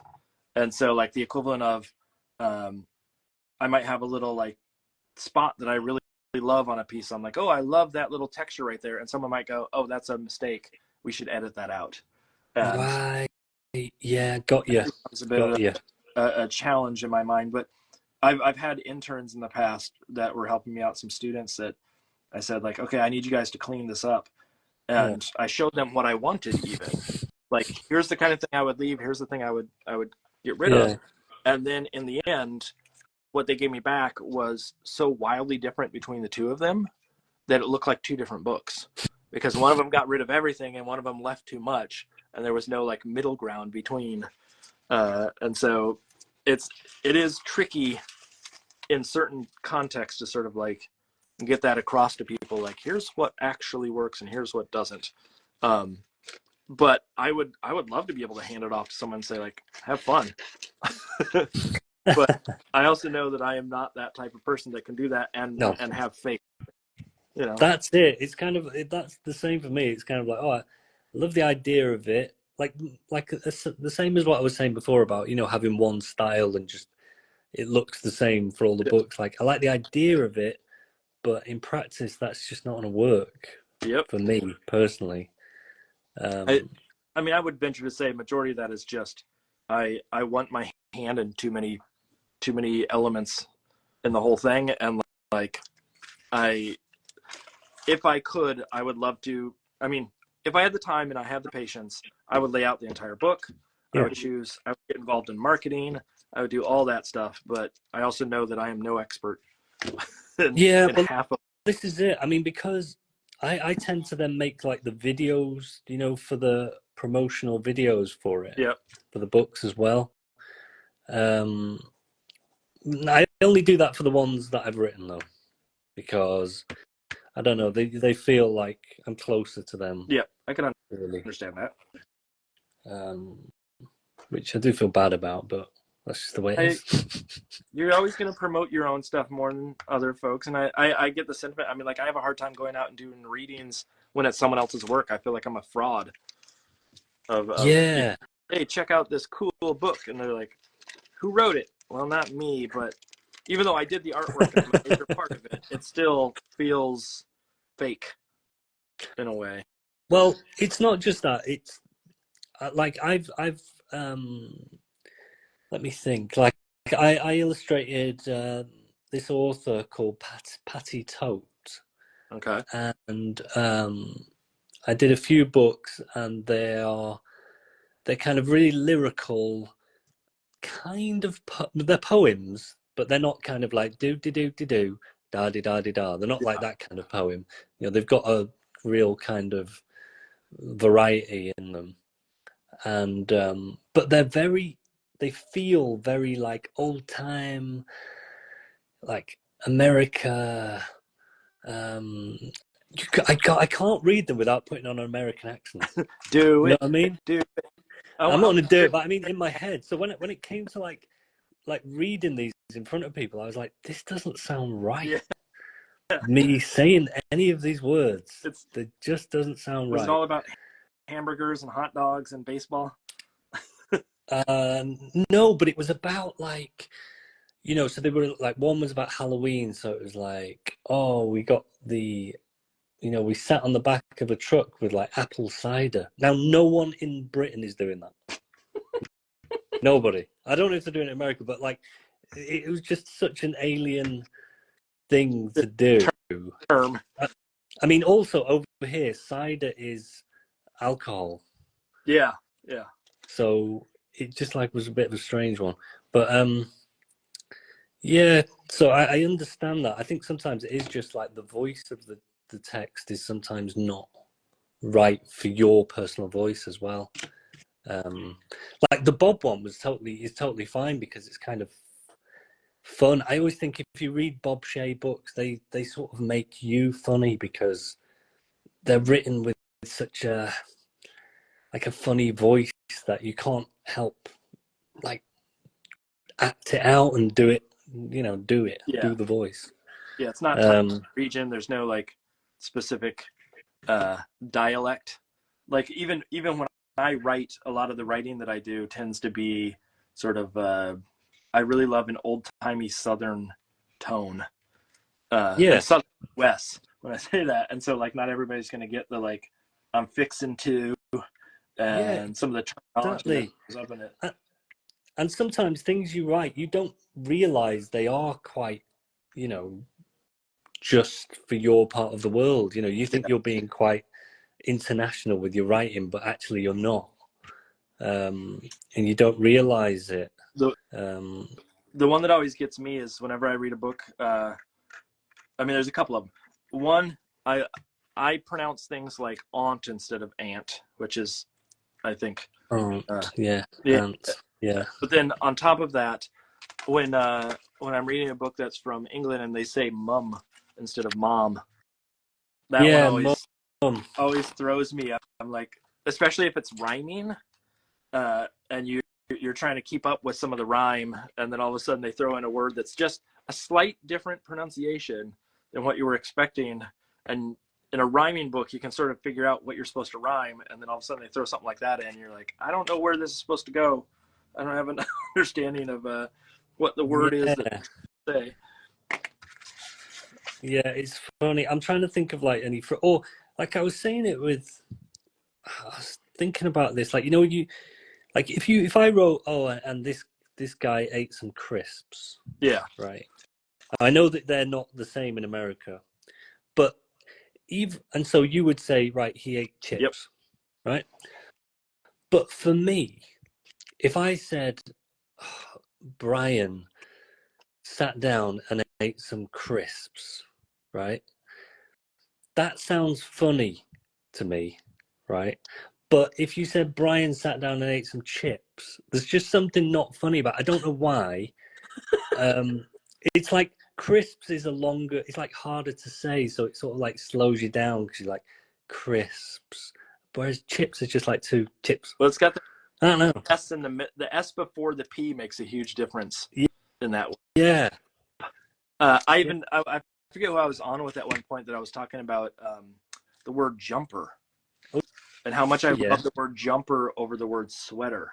And it is there. It's not necessarily that's just like, hey, this is from a different region, but there is a tone to it. Yeah. That is like almost cuter in a way to call something a jumper versus a sweater. Like the act of jumping is a very kid-oriented thing, and then you throw in that word in a different context, and it reads better. There was a podcast my son and I and my wife were listening to in the car one time, and they were talking about what makes words funny. And one of the things was like the combination of letters and when they hit. So like words like bop and boop and things that have that real like punch to them are that much funnier, and always are going to be funnier so like B's and P's and M's and things that make your lips come together essentially are the ones that are going to register as funny. So like even that crisp, like it has that hard P at the end versus chips ends on the S. And so like there's almost a science to it in a weird way. Yeah. I also think things that are a bit longer, like if you said octopus, is funnier than if it was, you know, snake or whatever. It's kind of like, or fish. I don't know, something that like slows you down, like discombobulate is, you know, things like that. Just like you might struggle to say, they sound funny. No, wait, are you putting discombobulate into a book? No, but maybe we should. I'll race you to do that and see who gets one gets there first. I mean, there's got to be a book where it's there's all these like books about silly words. There's got to be something where it's discombobulate could actually be in it and make sense. But that's one that I don't think is a kid friendly. No, but I am doing something where people get words wrong, so I might try and put that in there. There's a book that I have. I don't have it here. It's at school, I think, right now. But it's or maybe I do have it here. Let me go see. I might actually have it in my bookshelf back here.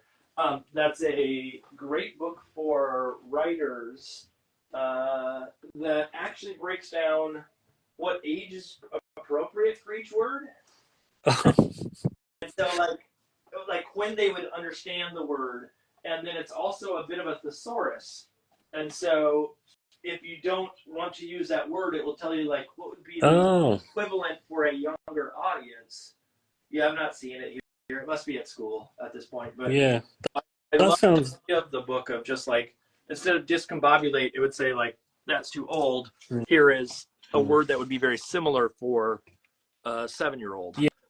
Yeah, no, that I like that. That's cool. I would have to. It sounds useful anyway. Yeah, I would have to remember. I don't remember the name of it offhand, so I'd have to go find it in order to get it. But if people are interested, DM me and I can pull it up later and send it. I've just noticed, right, because it's like it's night time here. My thing's really dark. Can you see it? I can see it. Yeah, it is. It is dark. It's got dark now. Sorry about that. It's I just chalked it up to like your camera setting, but people can see it. It's just it's see it. Look, it's a moody tree. It makes it look more moody. It got ominous very, very quickly. This is it's the headless horseman's going to show up pretty soon, and all the variables involved. Yeah. We're headed over there at some point here soon in another. Oh, wait. My wife says tap on your screen. Oh, tap on the screen. Why? I actually brighten it up so it picks up like what value is there. Well, I don't know. Oh, has that made it better? I don't know. I don't think. What if I do that? Oh no, it's giving me like filters and I'll end up putting like bubbles on it or something. Yeah, I think it's a light situ versus we had someone who had a really bright screen and we couldn't see the images, and then they tapped on it and it corrected for it. But I think in this case it's just that I'm in the pitch black. That's basically. Yeah, you're in a closet trying to illustrate in the background. Yeah. It's just that I know if I put the light on, there'll just be like loads of shadows everywhere, so it'll be even worse. Wait, try it real quick. Let's see. Let's see. Let's see what we get. Hold on, I gotta look. It's a little better. That's all right. That's all right. Cool. Oh, my wife says much better. There you go. Much better. I love the like looseness of the canopy on that tree that you're working on. I keep falling back prey to the same type of tree every single time because it's easy. Yeah. Well, I've done a few here, so I'm just sort of like, there's a different one. That one was just, it's actually been all right doing these different trees. I need to, the fact that you have like each branch has its own little canopy that goes with it is really nice. Yeah. I keep doing like one big canopy and then. Well, I like that. I mean, this is the thing. It's just there's lots of ways of doing a tree. I mean, that's why I like doing trees, because you can't get it wrong, really, can you? Like you said, you could just do one big canopy, and that works. You know, that sort of John Classic thing where it's like, right, I've just done that. There is a way to do it wrong. I've done it many a times. Yeah, well, I'm probably doing it right now wrong, but that's okay. The challenge of like trying to reinvent for every book is that hard in a way to like come up with, because I imagine or let me backtrack here. Each one of your books has its own sort of distinct vibe to it. Let's put it that way. Whether that's a style or something else. How hard is it to make sure that you are not repeating the same sort of setup, or that you're falling back into a trap? Well, I think it is pretty hard. But I suppose you just, like, I sort of have recognized it a bit. I think it's fine to do something similar to what you've done. Maybe there's like one element of it that's new. Okay. You know what I mean? That just sort of like propels it somewhere slightly different. And that's probably enough for me, really. I'm not looking to like, I don't know. I'm not doing it. I don't know why I'm doing it. I'm doing it for a few different reasons. Like, yeah, one, to give it its own particular feeling. That particular book, just takes you in this direction. But obviously, I'm me, and there's only so much I can do. And sometimes I'll try something, it just won't work out. So you end up going back to something works.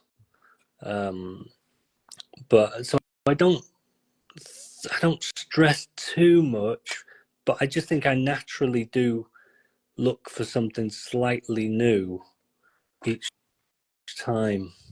Or like, for instance, at the minute, the publisher they want me to do, I'm doing another book, but they also were keen on me to illustrate someone else's book, some other text. But they don't actually have that yet. So they were kind of asking, what kind of thing would I want to do? Which is a tricky one. They're asking you to illustrate someone else's book, but they don't have a book in mind. No. Like, again, that's a lot of faith, right there. Yeah, no, I'm really like, I really appreciate, and the fact that they're asking me as well, what kind of book would you like to do, so that they can go look for it. But it's hard, because I was kind of like, well, I don't really know. So I came up with this thing that was kind of like, well, I don't want to do people. And I thought, I want to do animals, but I didn't want to do like goofy animals. Yeah. So I thought maybe there's something in the Boy with Flowers is kind of like a bit sort of tender, Yep. You wouldn't call it a goofy, funny book. And the same with Thank You is kind of, although it's got funny elements of it, it's a sort of tender vibe, kind of relaxed, like nice vibe. And I just thought maybe there's some, maybe an animal book that is semi-realistic, something like that. Something that I probably wouldn't write. Is there a thinking of the type of books? Is there a way to use it to like get something? I'm trying to think of how to phrase this. Like, to manipulate the situation to make the book wildly exciting for you, in the sense of like, you know what I mean? Like, I want to do a book, not only just subject wise, but like, I want to work on a book that allows me to have fold outs and, comes with music. Like, how far can you push that level of like? Yeah, I don't know if that. Yeah, I wouldn't wander into that part of things, like the production, but I was saying it because I was sort of thinking, like, what do I want to do? Like, if they were literally asking me, like, what would be your dream thing to do? Yeah. And then when someone asks that, you're a bit like, I don't know. So I started to think about it, and then I just thought maybe some sort of like big adventure, something completely different, like a big, like adventure book. You know, something that feels like quite expansive and big and sort of like, ooh. I don't know what's going to happen, but yeah. I would go back to that, like, okay, what is the one thing I've always never had the chance to, or feel like I've never had permission to do, and then the problem is they'd come back and go like, we can't find that type of book. Yeah. It's not I know. There. You said you wanted a book that was about space, but also involved penguins and had, and it would make you cry. It's not feasible. Yeah. I know it's a tricky one. Like, what if someone said that to you? What would you actually honestly come back with? I mean, for me, it would go back to that idea of like a thing where every page can be wildly different, and so that could be poetry, that could be something, and something that doesn't have a consistent character throughout. So it could be a concept book, or that's something I have not done yet. Is pretty much everything I've done has had a narrative, and I would love to do something that's a little bit more. Well, it would really lend itself to what you do as well. Yeah, it just the freedom to be able to just like, okay, on this page, I'm going to have, said character do A, B, or C, and not have to worry about, is that character going to be consistent style-wise? And if I want to make a character that has a really long neck on one page, I don't have to worry about maintaining a long neck on the next one. Yeah. Or what have you. Exactly. You just taking one piece of art as its own, like its own poster almost kind of thing. Yeah.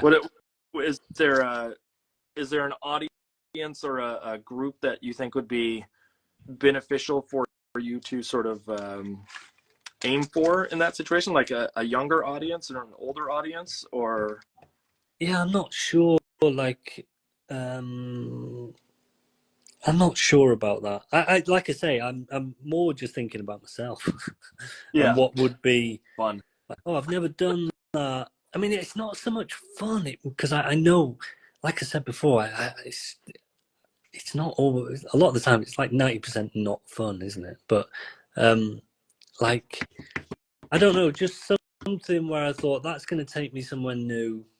Yeah, that's going to sort of make me think a lot, and what's good for me is like the little breakthroughs that you have, like that's how you do it. Is there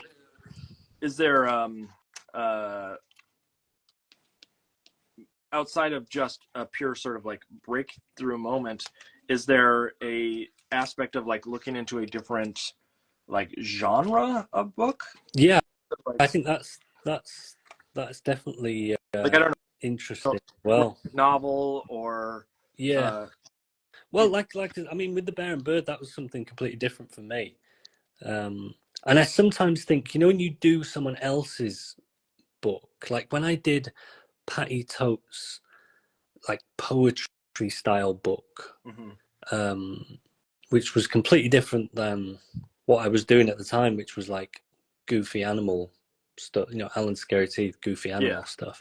But because I did that, it means that if I ever want to write something like that, that's possible because I've done it visually.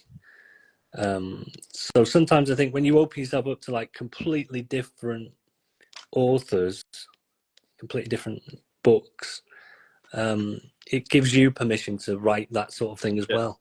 Or at least you could give it a go. I thought you were going to go a different direction. I thought you were going to say that it limits you because now you don't want to do something similar. But I think it depends on how similar it is too. Like, you don't want to go and make a book that's about a dog eating pasta and then have another, or work on an illustrated book about a dog eating pasta and then go, well, I also want to write a book about a dog eating pasta. And then yeah, no. Same content. But I almost mean the general vibe. I mean, like you said, yeah. If you did like, say you did, your next book was this poetry book that this poet has done, and each page is different. Well, then it wouldn't be crazy if your next book is a poetry book. Yeah. That you've done. You know, that could be possible. So sometimes I think when you open yourself up to something completely different, you then give yourself like the chance to write that as well. And I like the sort. I'm more and more I'm getting into the writing part of this job. Meaning that you weren't really in the writing part before, because I always think of you as sort of like writing as a major part of your process. Yeah, it was yeah. But for a long time I was sort of like almost like faking the like the feel of I was just trying to get by kind of thing. Gotcha. I wasn't that confident about it, so I was just kind of, I would write in a very simple way. I would just try and keep it very simple, just so it wouldn't put anyone off, rather than enjoying writing. I could understand that. Like you're sort of not, you're playing by other people's rules. Yeah, that's it. I would take like the basic rules and just be like, okay, I'll stick to these. Yeah. Can't go wrong. Whereas now I'm a bit more like, okay, let's try something else. I'll enjoy the writing part of it. And if I go a bit crazy, then they can rein it in. I keep trying to push my agent. She says that I write, very wordy, which I don't disagree with of any sort. But I also see all these books out there that are like, instead of just a standard 32-page book, are, a 54-page book or some other like variable. And I'm like, okay, well, can I do that? I want to do that then. And it's mainly so I just don't have to edit as much. But that idea of like, maybe I need to change the parameters in which I think, or the parameters in which a book has to follow. But then also you have to worry about sales, and you have to worry about, will the publisher actually want to put the money into something that has that kind of like length to it? Let's put it that way. Yeah. I mean, to be honest, that's, again, you'd struggle in Britain. You would struggle to stray outside of the sort of usual 32-page, 40-page thing, just simply because of that, trying to get it into Europe. So a lot of books here are with it, but I don't mind that. I quite like the fact that you've got to stick to some things, like there are parameters you've got to stick to. It gives you a bit of a framework to sort of fit your nonsense around. Well, I just want, and part of this is like, I came from an animation background prior to getting into kids' books, and I'm all about the beat. Yeah. And sort of like maintaining that, like there's times where you just need to hold, and sometimes holding for 1 second is different than holding for 5 seconds. Yeah. And in a book, it's very hard to sell someone on the idea of like, well, we need to hold on this image for 3 spreads, and it'll pay off in the end, because that, the repetition of flipping the page and you get the same thing again and again and again, and then that fourth time it changes, but every spread costs money. And in animation, 5 seconds isn't it is a huge thing, honestly, but it's not the same as 3 pages. 3 spreads or what have you in a book, because there's the production cost. Every single book has to follow. And so, which is why I like, because I've had that feeling as well. Which is why I like doing those Bear and Bird books, because there's more space. Yeah. And you could literally, like, I can just have them have a chat, which in the middle of a picture book, you can't just have a little chat. Yep. You can't have them just mention something that isn't relevant. You know what I mean? everything in a picture book feels like it has to be very relevant. Do you with those? Did you have a limitation on words for? No, there's a limitation on pages, but the good thing was I could have like one chapter could be shorter. Yeah, one chapter could be like just 4 spreads, and then the next one could be like 12 if you wanted. What was the page limitation? What was the? And then it's 64 pages. 64 is the book. Okay, and that's helpful in the sense of just like for those that are wondering, because I've heard, you know, depending on the publisher, someone a little more, someone a little less. Sometimes it is a word count. Sometimes it really just sort of depends especially what source you look online might give you a totally different number each time. And I just and then four stories. Like what they're really fun to do because they're not, you know, even the longest story is shorter than a picture book. So although they're stories, you can just have like a little, you know, a minute story where it's just something very small happens, and you can't really get away with that with picture books. They have to be bigger. They have to mean something bigger.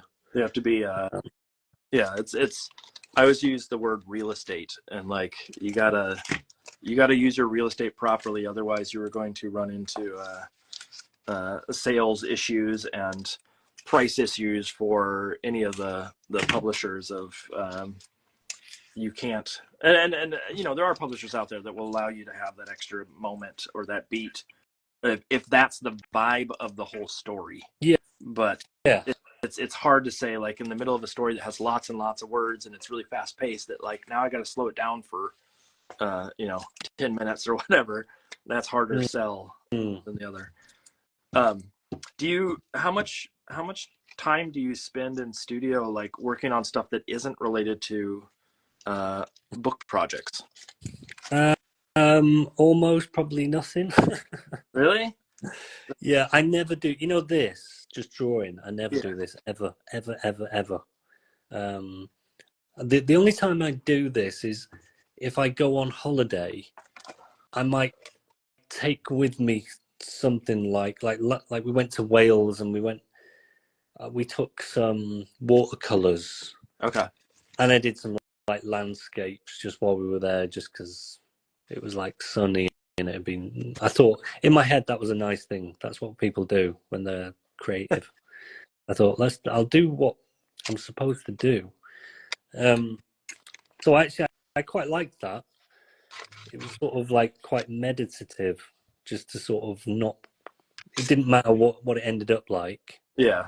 You know, like I like doing this. To be honest, I quite like just sort of messing about, but my brain works in a way where I need a project.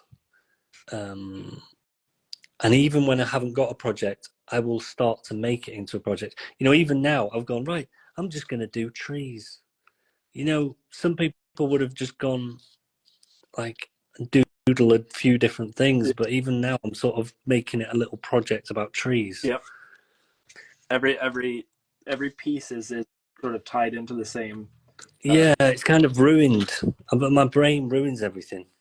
I mean, rather than just letting myself go and just be like, right, just do. The only time that I actually doodle or make like this is on these Gab and Doodle sessions. I mean, part of it is because I teach in an environment where I talk art all the time. I just don't want to do art all the time. But it's also like it's hard to justify the older I get in life taking time to do just frivolous things because there's so much on the agenda otherwise. And you know what I mean, just like daily activities that are family or what have you. And I'm not blaming my family if they're listening. But yeah, it's all their fault. But I feel like when I was younger, when I was in college, it was very much a like, wow, I'm gonna get my sketchbook out and I'm gonna go sketch. And I just now it's like, well, unless there's a real like financial payoff of some sort, it's hard for me to devote that kind of time to it. And so like my one reprieve is these Thursdays doing these gabbing doodles. And what do you do with are they completely random, the pictures you do? Yeah, they're just, I am someone I'm very careful about what I show online as far as from publishers, to make sure that I'm not overstepping any bounds of what they want out there prior to release. Got you.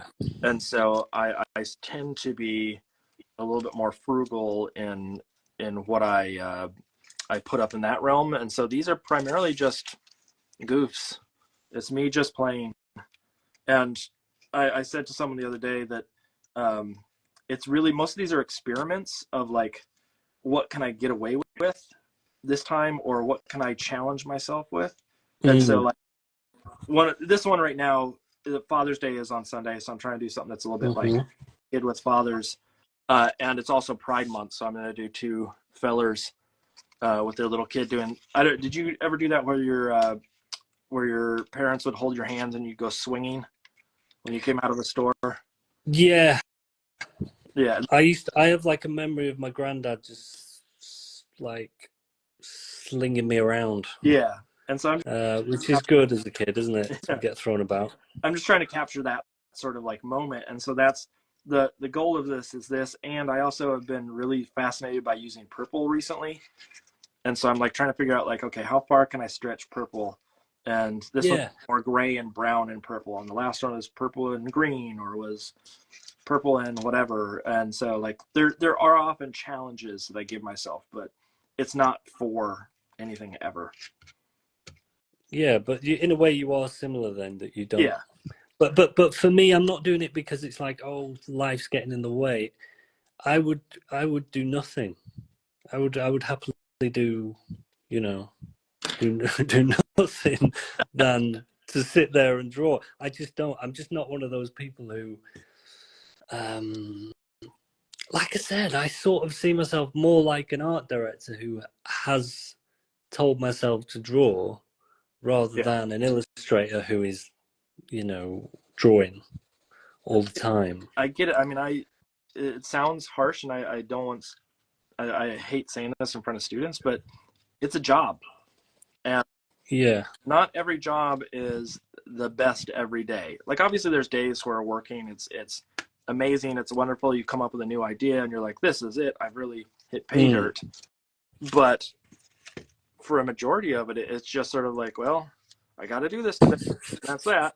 Yeah. And I know it kind of like it diminishes the fun of art, but I also know that like,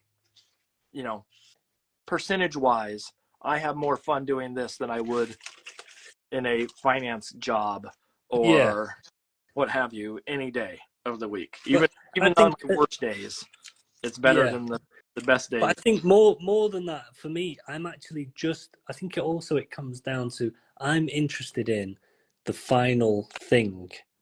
Like the final book is what I'm interested in. And in other people's books, I'm not actually bothered how they made their book or anything like that. I'm just like, oh, is that like, I'm not curious for some reason about how people make their thing. I'm really just all about the final end result. So rather than going, right, I'm an illustrator and I love to draw, and it just so happens that people need me to make these books. I want to make these books, and unfortunately I've got to illustrate them because I can't I'm too controlling, and no one else would be able to do it. No one could live up to your standards. Yeah. But at the same time, I'm never that happy with how it ends up, really. So it's a funny thing. It's a funny sort of relationship I've got with it all. I don't think it's that far off from probably what a lot of illustrators sort of go through. Like I mean, it sounds like it's not too far off from what I would want. Like if I could just, and I'm never going to do it, but if I could punch into a computer, hey, do this for me. Well, see you in 2025 probably. But no, I don't know if I'm not that far gone with it. Right. I feel like I've lost your sound. Let's see. Have I lost your sound? Oh, you're back. All of a sudden, I'd have to jump back in and go, wait, you're not doing it right. Let me do it. Yeah, get out of my way. Get out of my kitchen. I know how to make this recipe or whatever. Yeah. I lost your sound for a minute there, but you're talking about cooking, so I was just saying, it makes sense. Yeah, I was just saying that eventually, even though I don't want to be doing art nonstop all my life, I have a feeling that if I were to stop, eventually it would come back to bite me, and I would say, "Oh, you know what? I really need to make again." And it's like saying, if I have someone else making it, I'd probably yell at them saying, "Get out of my kitchen." Yeah. I know how to make this dish. You're making it all wrong. Get the spatula. Well, this is it, because also I think of it really like personally, like it takes over my life, which is another reason why I always think, oh, it's funny when people say, oh, it was so fun to make, because I'm constantly, if I'm making a book, I'm constantly thinking about the book, and that's that can't be fun, like 15 hours a day of thinking. If I take the dog for a walk, I'm thinking about it, and this is everybody that I get obsessed. I want advice on how to make it in this career, and then we're going, oh, it sucks. This is I know. I don't want to put people off. Yeah, but what I'm saying is, I sort of live. I'm very much like live it, and it becomes really like important and personal, even though at the end of the day, it's just a book.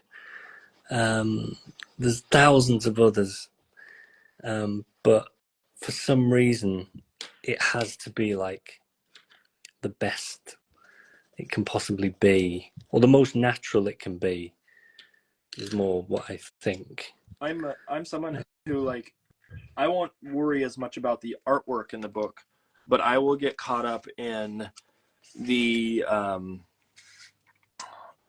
like schedule, where I'll spend nights just laying awake in bed going like, okay, I need to work on this page next. If I get that done, then the next day I can work on this. And then the next day I can work on this one. And I just get caught up in those little, again, the minutia. Do you stick to it? Pretty much. I pretty much stick to schedule. I mean, I've had to ask for deadline extensions here and there. But I'm pretty good about maintaining that schedule, not because I am good at maintaining a schedule, but out of fear of disappointment in others, or disappointment of others of my work. Yeah, let's put it that way. And so there's a need to please that sort of pops up quite often. Have you missed deadlines, or have you? I mean, no. Extensions are one thing, but missed deadlines. No, I don't miss deadlines. I'm very similar. I stick to deadlines, but I'm at the minute. I'm trying to. I used to be able to make a list and stick to the list. So I'd say, right, today I'm gonna do that tree. Okay. Then tomorrow I'll do whatever, the house next to it. But for some reason, I don't know why, recently, if I write it down in a list, it just doesn't get done. Like the more I'm sort of like saying, right, I do that by today, I'll do that one by 5 o'clock, I'll do that by if I'm really sort of like organized, I just end up looking at the list and going, oh, I might just not do that, and I might do something else. So I don't know what to do at the minute. I'm trialing not making lists and just working sort of blind and just sort of going with the flow. I definitely, when I say I have something to do, it's generally just like I need to work on these pages, and so like it's easier to accomplish that than it is like I need to draw this specific thing. Or, right. But I think I take bigger, broader strokes when it comes to what I need to get done. But admittedly, now that I hear what you're saying, there are times where, yes, I definitely don't stick to the plan, and I go awry. But I also know that when that happens, it's for a reason. It's not me just going, well, I don't want to deal with this today. It's always like, if I don't get this done first, then I'm going to be in trouble later. And I didn't realize that this would be part of the equation. So it's those, like, if I don't do the background here first, then I can't do the thing on top, and I didn't think about it kind of situation. Yeah. I'm also much better when there's a deadline that's looming. Mm-hmm. If someone says, yeah, you've basically got like 4 months to do this, then see you in 3 months kind of thing, because I'm not going to be doing it. Or I will use that time just to play. I won't be stressing about the final thing. So as soon as I've got like a proper deadline, that's when I sort of kick into action. I definitely have the same thing where there is a threshold where it's like, okay, it's now or never. That's it. I catch up pretty quickly at those moments, and I think at the beginning there's definitely like a beginning of it where it's like I'm in it and I am just having fun and I am illustrating and whatnot, and then there is that time frame where it dulls out in the middle, and it's I don't have the I'm like, I don't see the light at the end of the tunnel yet, and I slow down, and then I finally get to a point where I do see that light and it picks back up again. But it definitely has a. And do you find yourself thinking about what the next book is? Oh, while I'm working on a book, I'm always thinking about the next thing. It's terrible, isn't it? Right now, and I'm like, okay, I got to write this other thing, or I have other projects, and it's not always books for me. Sometimes it's gallery shows or it's other things. But there's always something else I'm thinking about, because I've already finished this sounds bad. I've already finished some of the fun part of like the decision making in the sketch stage, and so now it's just production. Yeah, this is what I'm saying. That's why I try and keep some sort of mysteries to myself right up until the end, just because I can feel myself losing it.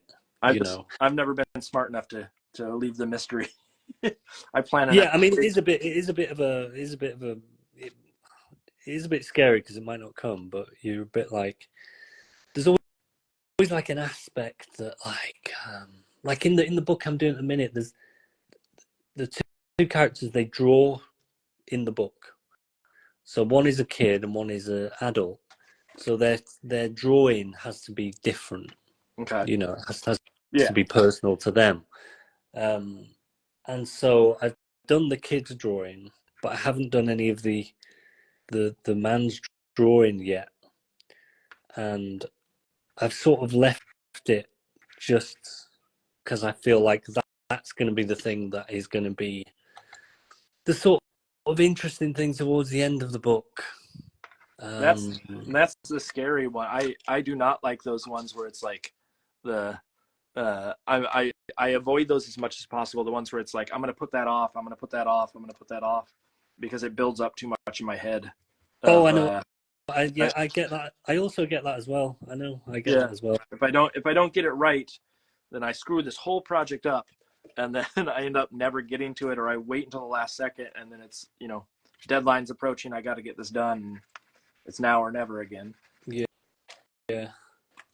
I see Hatem Ali. I don't know if you know Hatem Ali's work. It's amazing if you don't, but it said, lately making lists to me are just to give the cloud of tasks and the ideas some form on paper / screen to let them be free and mess with someone or something else out there while I do other things. Are you a list maker? Well, like I said, I usually did make lists, like in the morning. Mm-hmm. I'd say, right, this is what I'm going to do. But I was making these lists where it's like, right, I've got to do that by 10 o'clock. Yeah. But and then if you don't meet that.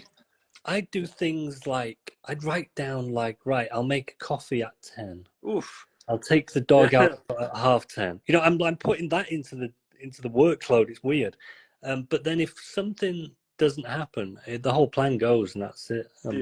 I don't look at the list again. I'm just like, well, easy to let yourself down that way. Yeah, I know it's a bad thing.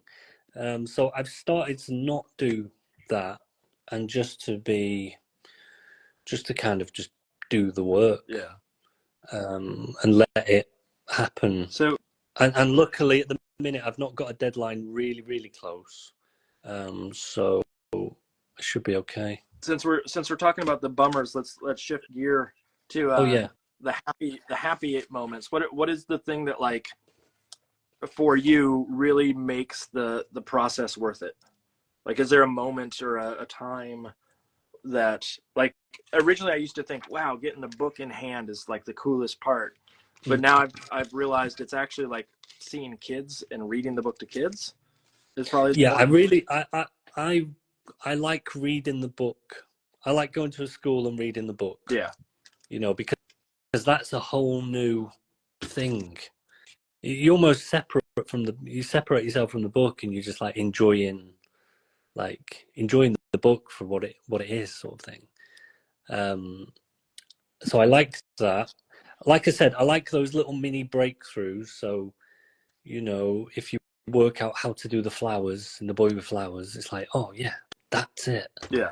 You know, so those little kind of like fun, like breakthroughs, sort of make your life in one shot. Yeah, exactly. Yeah. But it's also just kind of like, oh, I didn't know I could do that. Oh, right, cool. I didn't know it could be like that.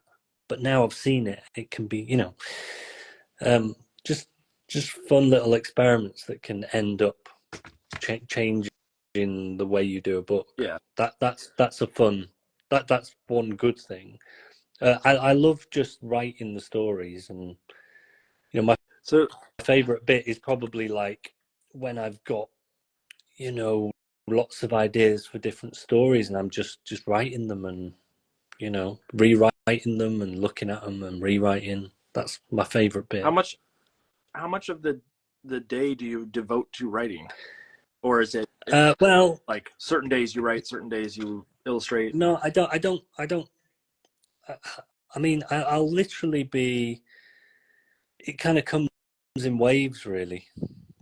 So I might not write anything for like 8 months, but then I'll have like 3 months where I'm just doing it all the time.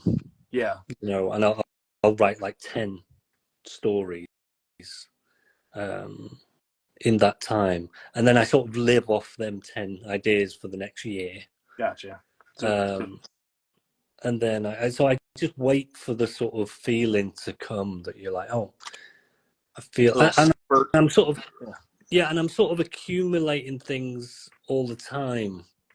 You know, I don't know if that's what you do, but I'll have like notes on my phone with just little bits of nothing really. Yeah. But over time, it kind of accumulates to like, oh, I've got all these random bits.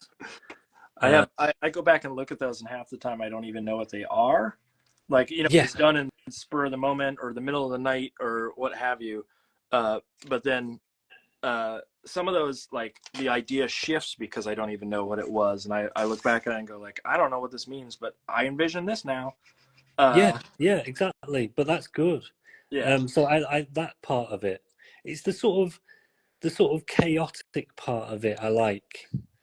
It's when it all starts getting raining in, like when you start reining everything in and making it all become real. That's when it becomes less interesting.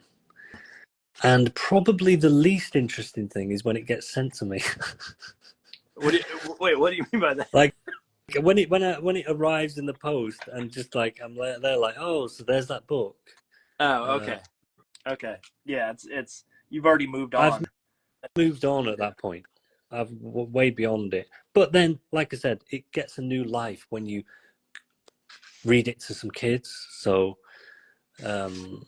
because I also think, there's, when we see books and we go, oh, right, there's the talent of illustrating a book, and then there's the talent of writing a book, but people don't think of the talent of telling the story. But that's a huge part. That's like a massive thing. And some people will tell their own story and it will just be like, oh, they really didn't like do it. But yeah, like telling the story is a fun bit as well. I really like that. When I teach picture books at school, one of the things that I do with the students is every day, or every week, at least one of the days out of the 2 days, is share time, and they bring in a book that they like or a book that they don't like or whatever reason, and they have to sit down and read it in front of everybody. They have to sit up. Now we don't get to like sit on the floor. We don't go that far. But you don't wee yourself. Yeah, I don't. I can't guarantee that. Right.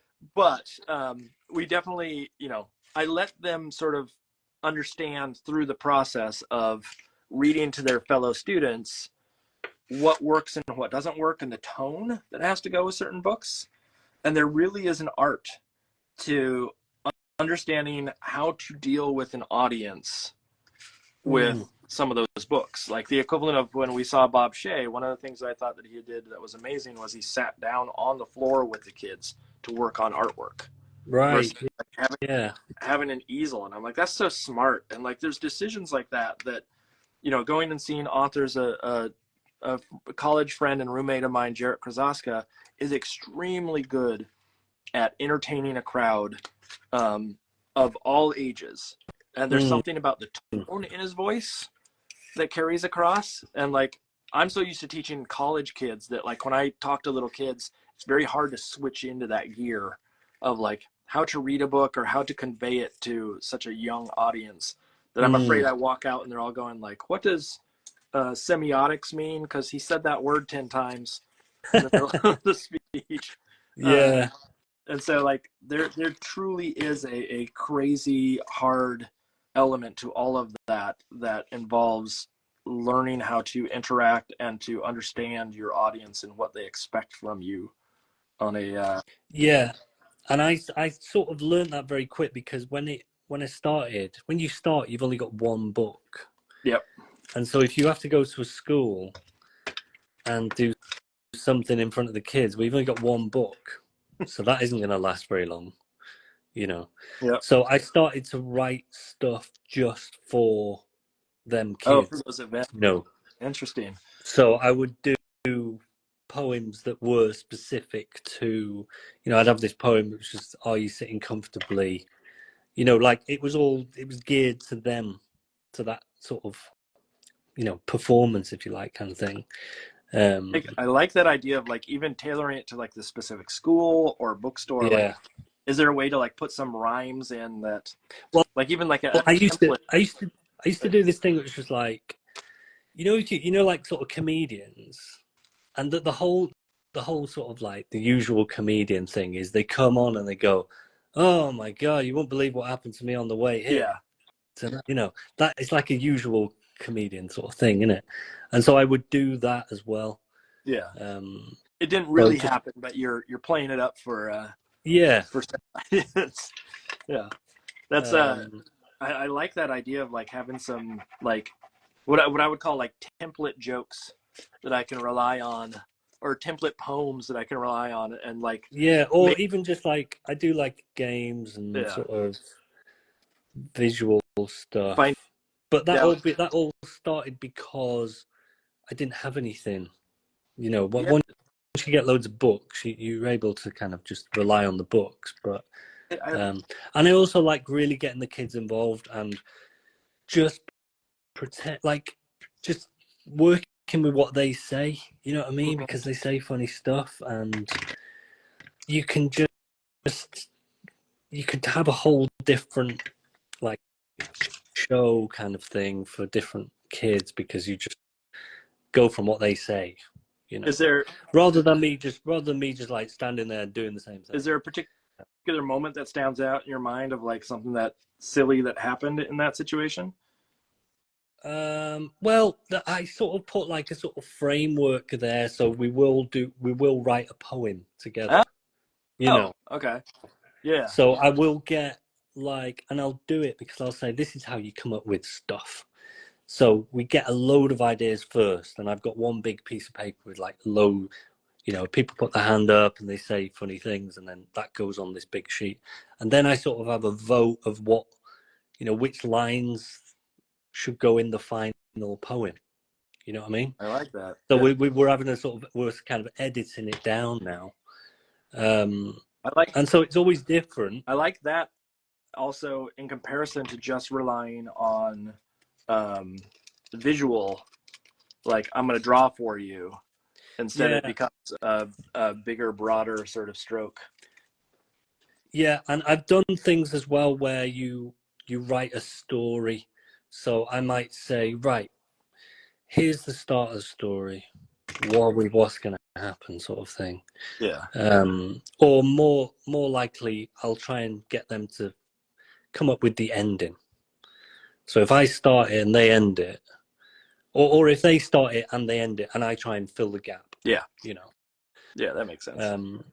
But just something where it's, you know, again, it's sort of interesting for you personally doing it, because sometimes you do have to kind of, like I did find myself doing the same thing over and over and over, and I could just hear myself saying the same boring thing, and I just thought, oh my God, move on. Do you when you go do that kind of stuff, is it generally at schools, or is it at like where is the environment that you? Yeah, it's kind of schools, or you know, they have book festivals. Yeah. I like it when it's a school because, well, I get bigger audiences. But and they can't get up and leave. Yeah. And, the parents are on top of them. Don't stand up right now. He's in the middle of talking. Well, yeah. I mean, actually, the parents are usually like the worst bit because they'll be on their phones or something. Oh. But yeah. So I do prefer it at school. Yeah, I like it. It's good, and it just whizzes by. I do like it.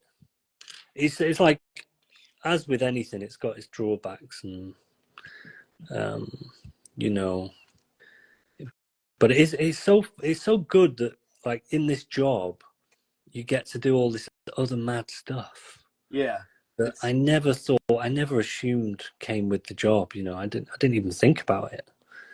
Meaning besides the like school visits and whatnot. Oh yeah, I mean, just like the fact that I've traveled to different countries, you know, because of this job. Yeah. That I would never have thought, oh, I'll end up there, or I'll meet that person. You know, is there random famous people I've met? Just like, what? Why would that have happened? And it's because of the books. Is there some like specific instance again that you can say, like, oh man, this was the one that made the difference? I don't know. I mean, I went to like Hong Kong a few years ago and went around loads of schools there.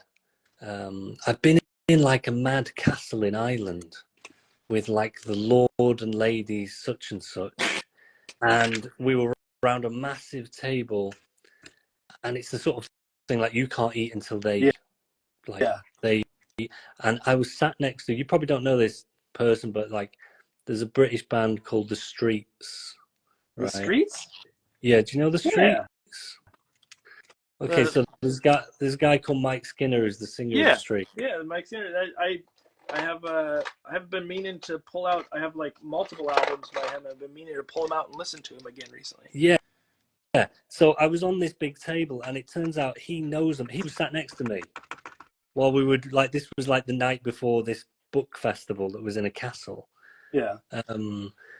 So I was just sat next to him all night having a chat about, well, the fact that he's a big famous singer, and I'm like, why am I even here? It doesn't make sense. So it does sort of put you in real mad unexpected sort of, or I won this book prize, and it was handed to me by like you know, a royal, one of the princesses, you know. Now I'm not particularly like a royalist, but it was very strange to be like, oh, you're like famous princess. Yeah. Yeah. You're famous because of your family, Yeah. not even because we don't it get was a that bit here. odd. We don't have the But cool yeah, like I said, it just puts you in really strange places. I would even, like, one of the things that I reference to people all the time is like, I get to draw like stupid things. Yeah. My job involves me just being an idiot on a regular basis, and that's pretty darn amazing, especially when I compare it. And I love my brother to death, but when I compare it to his job, I'm like, man, I won out, because I may not make as much money as he does, but I also don't have to show up to an office every day, and I don't have to answer to a lot of people in the same way that he does, and I don't have and also to. you get those emails. You have to send ridiculous emails where you're talking about like the size of something's nose. Yeah, that horse would wear that type of hat. What are you talking about? Yeah, exactly. You get into really kind of serious conversations about really crazy stuff. I can't believe that doctor in your drawing has purple hair and is holding that banana that way, but it's the silliness that gets, and I don't even think that's just kidlit. I think that's just illustration in general, like the amount of wild things that we get to draw and partake in on a regular basis is just goofy. No. And this is why once I found it, I was like, this is what I need to do now. Yeah.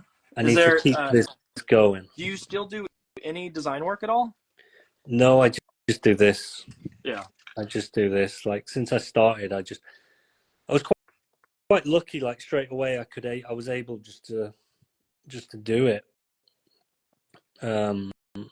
But yeah, it's a funny one. I mean, recently I have been thinking, God, I've got to, you know, I need to do this, but that means I'm gonna have to do it for like another 30 years. And and I just started to think of like the sort of enormity of that, and like, wow, what am I going to be like as a sort of 68-year-old illustrator? Yeah, sitting there going like, I don't understand these kids anymore with their their laser beams and their you know. My wife and I always joke about like talking to people through our eyes, that it won't even be like phones anymore. It's some other device that is going to be the thing that we use. Yeah, I know you say that, but whenever anyone draws a TV in a book, they draw one of the old-fashioned TVs with like, and then there's music playing, and they'll draw a stereo. Mm-hmm. You know, so it's very strange. And if you draw a train, you'll always draw a steam train. Yeah.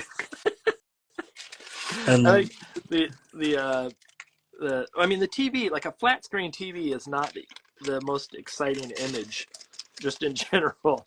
It's well, that's it. You're dealing with a lot of people who grew up with like cooler TVs, or who had to live by those like you know, black and white and rabbit-eared antenna TVs and whatnot, and like, it's easy to go to that. And what's funny is like, there's a certain point where that's going to shift. Like right now, if you draw that, your audience, the people that are having kids right now that are buying these books, probably know some of that.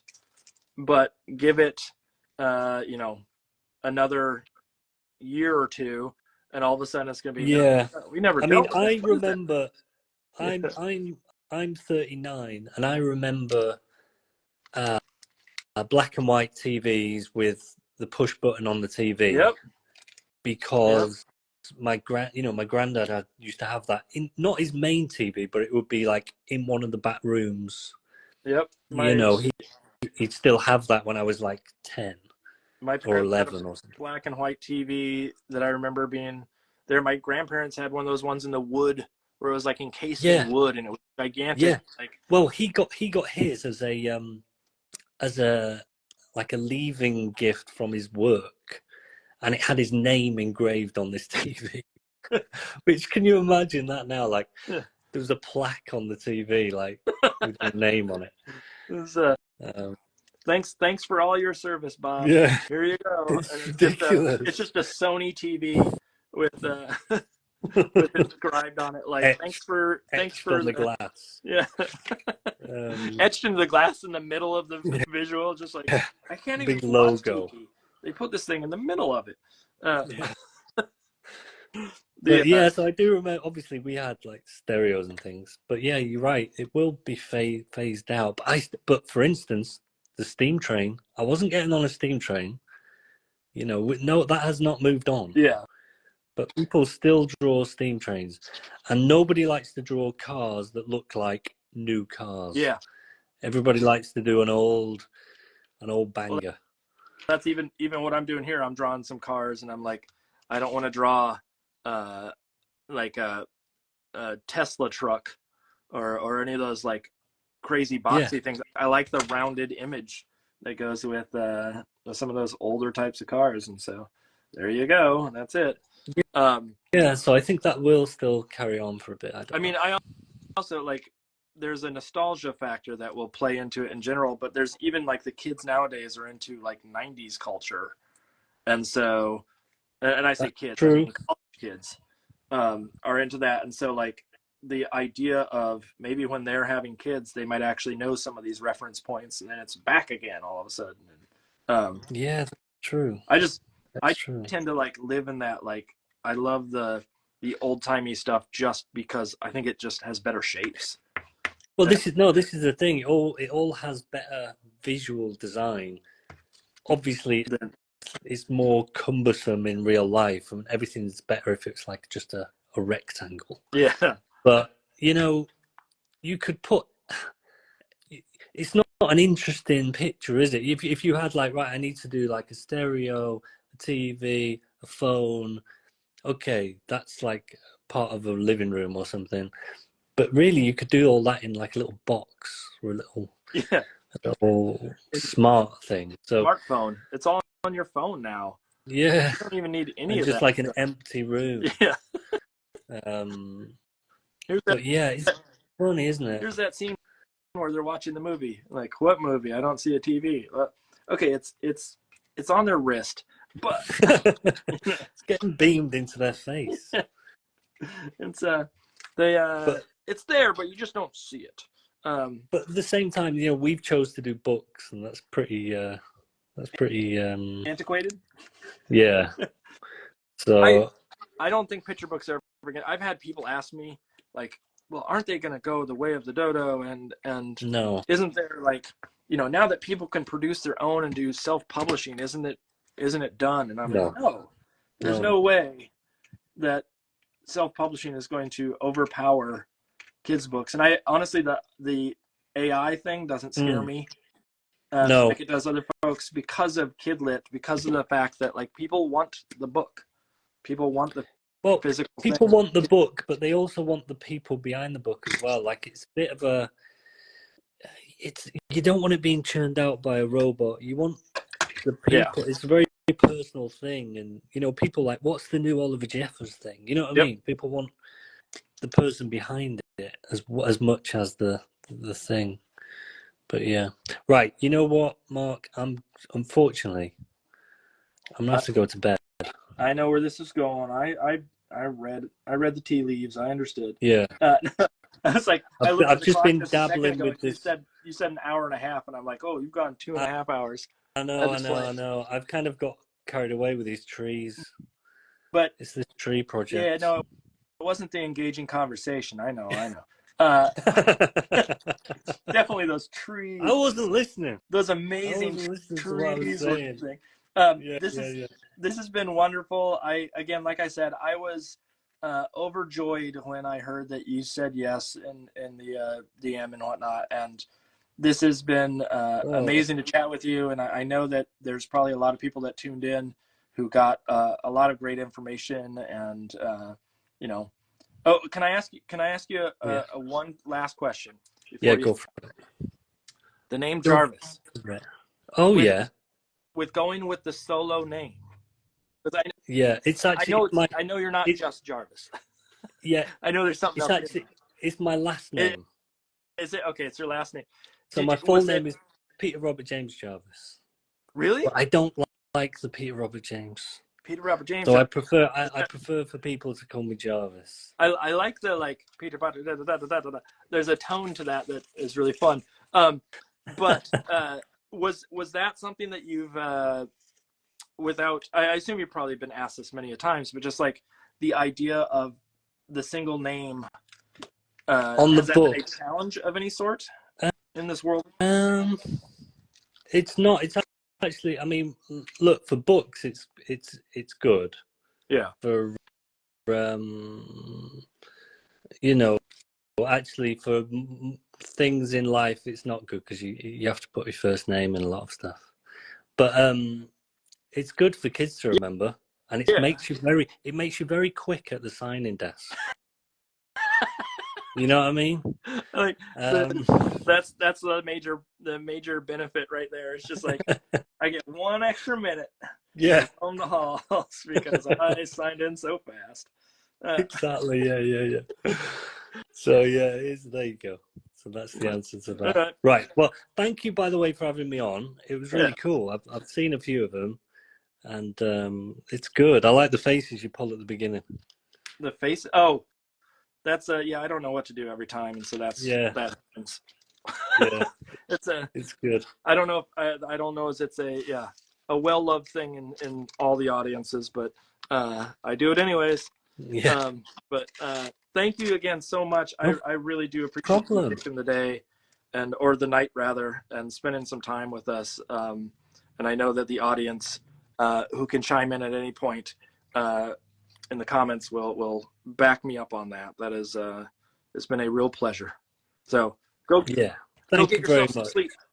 I will do. Right. All right. See you later. See you in a bit. Bye. All right, folks. I'm going to finish this piece. Well, I'm going to wait until Jarvis. Lots of people saying thank you. Now that's my wife, majority of them, because she's so nice. But I see. Hatem, you saying that the phone's notification icon is a classic bell. I like it's like the save icon on a computer is always going to be a disk, even though we don't use those anymore. It's there. So I'm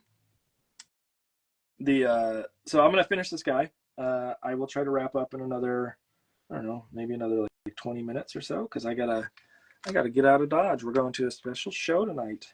We're going to for anybody that cares, we're going to a show called Comedy Bang Bang, which is a podcast, and this is, I believe, their first night of their tour is here in Boston. And so little old me has to get all gussied up, get out my purdies and put them on, and then get ready to go on the town, which is not something I normally do, but I will do. Let me get back down to the bottom here of these comments. Best Spencer art. What do you mean by what? I just see a big what? Does that mean because of the show? Oh, you love Comedy Bang Bang. Where are you located, Best Spencer art? I don't know why I need to say the whole thing, but I do. Because they go on tour once a year, I think, and so something like that, maybe more than that. But we've seen them quite a few times, honestly. And I think since you're into that, you saw Lauren laugh because you know it's so good. I think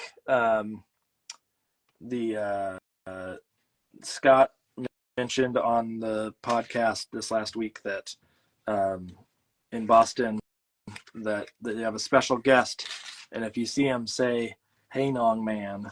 So I'm assuming that it's Jason Mantzoukas, but that could just be a say hi to the special guest if you see them. It may not be a Jason thing, but it sure read that way.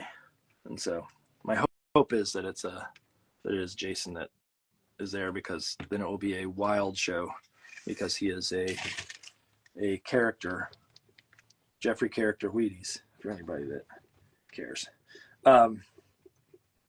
But yes, it's fun. We actually are missing out on another podcast this weekend that since you like those, I assume you know about How Did This Get Made, and that is also coming this weekend. I think the 16th or something like that. We are not going to that. It's Father's Day though, I think, and so I have a feeling. I mean, maybe a lot of people go. Maybe they're just like, this is your Father's Day present. Although I have a feeling a lot of people that listen to those podcasts are not actually parents. They're too young. They're too hip to be locked down by some turd of a kid like we are. I would hope that PFT, I mean, any of them that has PFT, Jason Mantzoukas, Lauren Lapkus are always a winner. In fact, I think it is Scott and PFT are doing the tour, and then they're having guests come with. I don't know why Lauren, maybe because she, I don't remember, did she have her second baby? I'm talking about them like I know them at this point, and I don't. But I would assume, I mean, I know she was pregnant at least, so I don't know if that plays into it. But anywho, enough talk about podcasts that people are like, what are they even talking about? Who and what now? Yes, if you can't, look up the tour dates, because I know that they're still like selling all over the place. And they always say that they're going to add stuff as they go along too. So I won't be surprised if they got some added in at a certain point. I'm trying to figure out how to make more bands on this one. The white marker is a little putsy right now, and so I might choose some other colors here. So what did people think of Jarvis coming in hot, joining us for the conversation? I thought it was quite nice that he took the time to talk to little old me.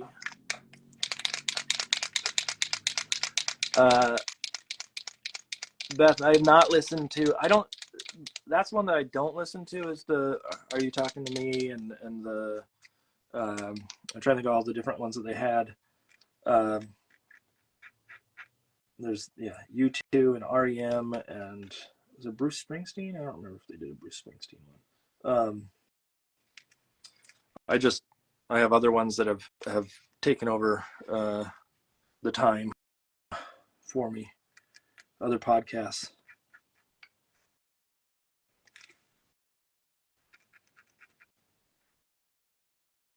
We are not part of the. We should at some point join the Comedy Bang Bang Network, just so we can get all those back episodes of things, but we have not done that yet.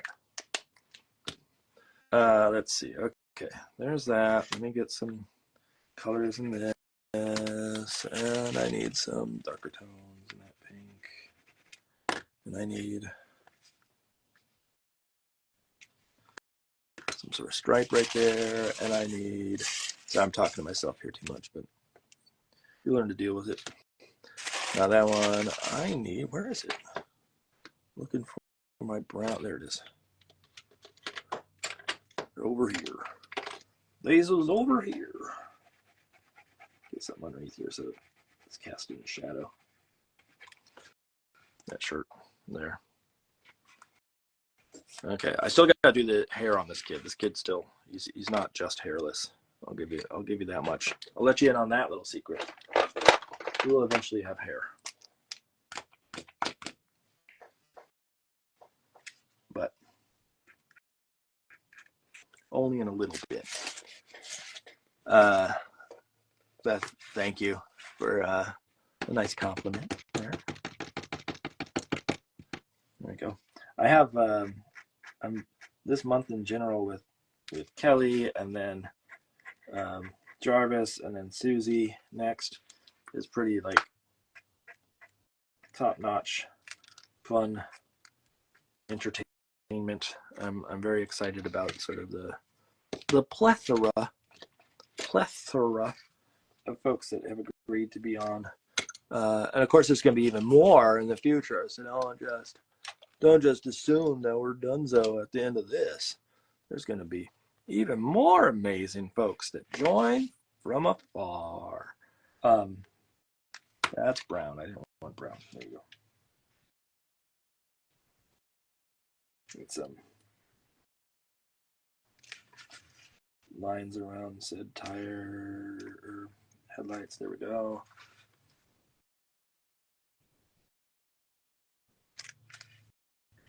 Like that. Let's get. There we go. Hey, we can do this. Well, no, I can't. That pencil just broke. So, if anybody has any questions, throw them in the comments here, and I'm happy to answer away. Is that gonna break? Ooh, that looks suspicious. I like the looks of that one.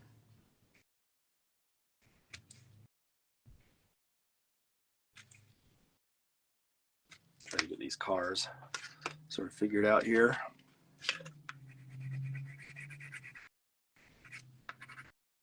Some purples and some other tones in them so that they breathe life. Life.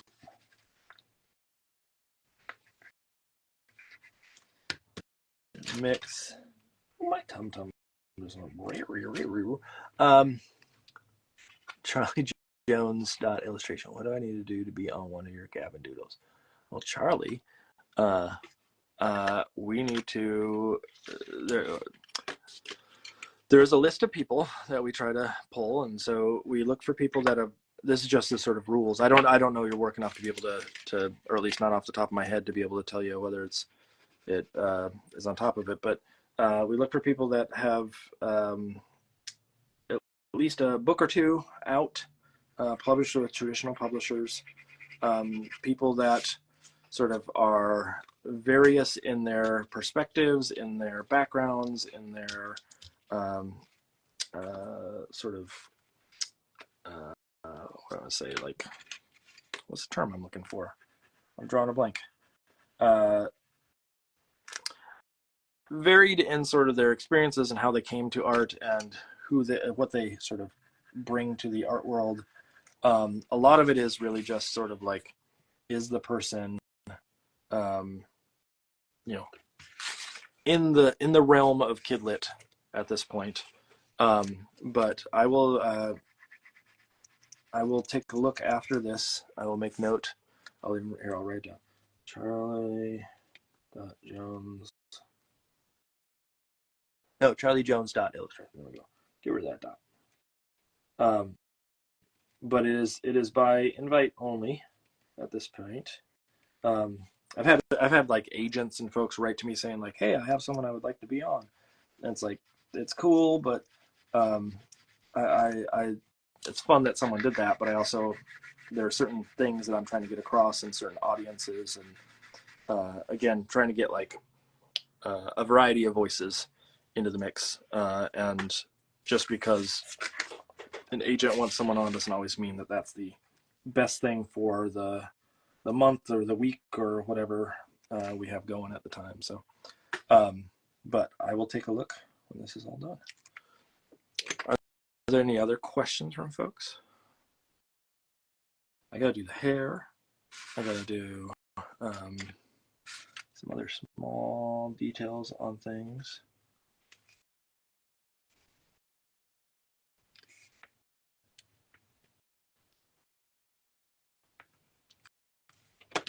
That one's coming up. It always happens at the end.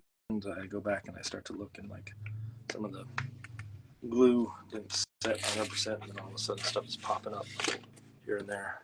Okay, so I'm going to do the hair on the arms, so we get both these being fellers.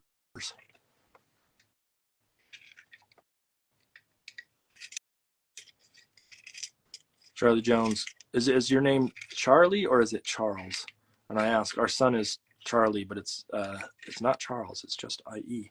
And so I always, when people have that name, I'm always questioning like, what is their full name? we got told by folks when we first chose our son's name as being Charlie and not Charles that, like, well, what's he going to be called when he's a serious adult and he's going to have all these people to talk to and report to and whatnot? Are they going to call him Charlie? And I'm like, yeah, people call me Hoffman. It's not, I don't think it's a make or break that someone has a super distinct, like, you must have this professional name. And I don't see why Charlie can't be the professional name anyways.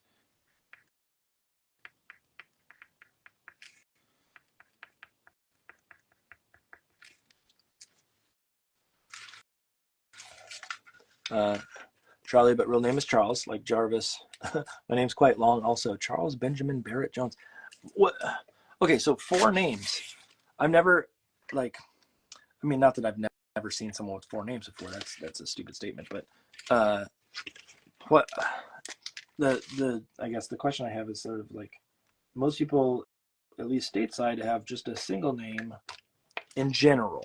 I'm not saying everybody does, but in general. And I'm wondering, is that where the names all like family members, or do they all relate to something like some sort of, you know, background that having the extra name makes a difference to the family? Obviously, not to, like, to you, it can be for whatever reason you see fit.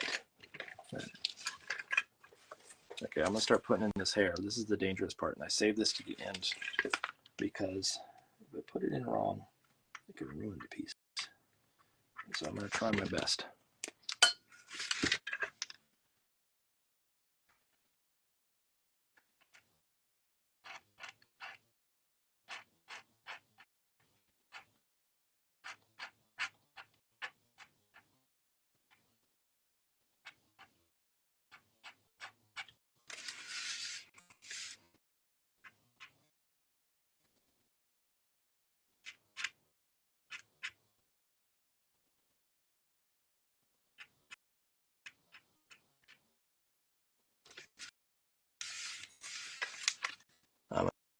My parents couldn't decide on either Charles or Benjamin, so they gave me both, and then Barrett is a family name. Okay, so that makes sense. That makes sense. I mean, my wife actually has, well, it depends on who you talk to, but she has 2 middle names, but it's she wanted to keep her middle name, but also keep her maiden name in the mix, and so she's got a couple of them, and so it's, I guess it's not unheard of. It's just one of those things where, like, especially as a little kid, trying to write all that out and learn. I mean, I imagine Benjamin was a hard one to learn how to spell as a kid. Just in general, I'm easy with Mark. I just got to just 4 letters and I'm done and I'm out. But I can imagine that Benjamin, just there's like a J in it. What a strange letter.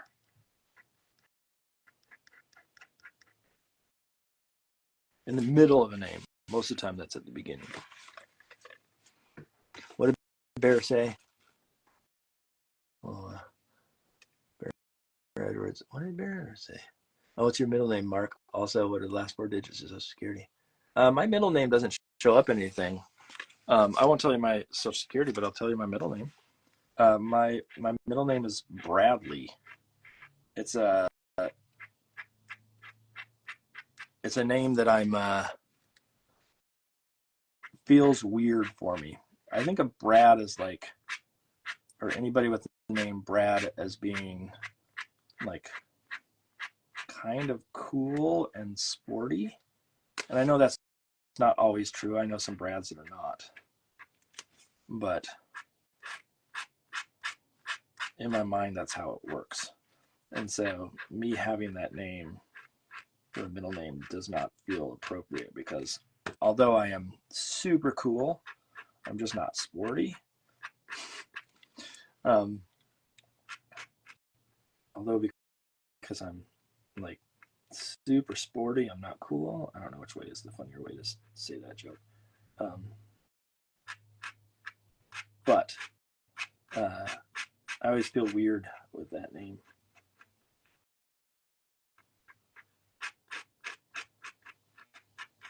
like it should be like something like Otis, or like something that sounds maybe a little bit more like well, no, I don't want to say Otis sounds dumb, because there's gonna be someone whose like name is Otis, and they'll be like, what the but more so something that sounds a little bit like, I guess Otis. The reason I go that is because of oaf, just the word oaf, because I consider myself oafish. Get some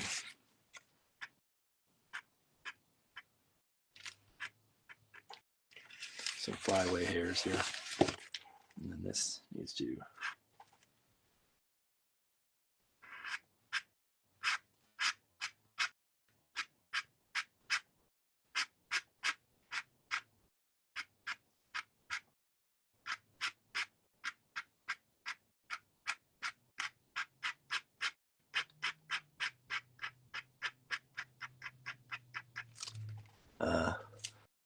your middle name is a closely guarded secret. Is it Bear? Is it Lester?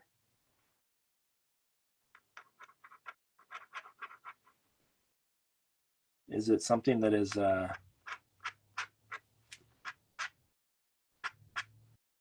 something that shouldn't be said, shouldn't ever be uttered in this world? Like I'm trying to think of like what would be a funny middle name to have. That hair gonna swing a little? It is once I get to it. It's gonna. I'm gonna have it sway a little bit more on the back end than on the front end. Yeah. I just gotta draw all these hairs. So my wife asked, is the hair gonna sway a little bit? And so it's gonna be going this way a little bit more so than, like, I'm in the original drawing, it was sort of coming out on this side quite a bit, but I think it's gonna sort of stay back there a little bit.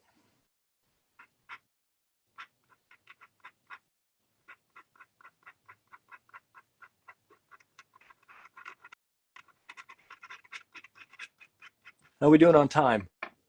I got about another like 15 minutes to get this done, to stay on a decent schedule so I can have some dinner before we go.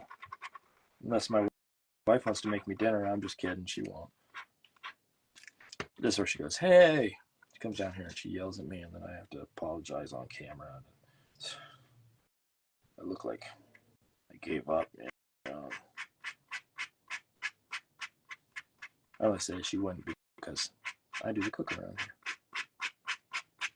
I don't live by your gender norms, by your gendered rules. I don't bake, though. I'm not a good baker. Baker requires precision. I'm a feel it out kind of person, so like it's fun to like, yeah, see, my wife said hey in the comments there. She knows. Oh, I just put my hand in that paint. Let's make sure I don't do that again. It wasn't dry and I stuck my hand in it.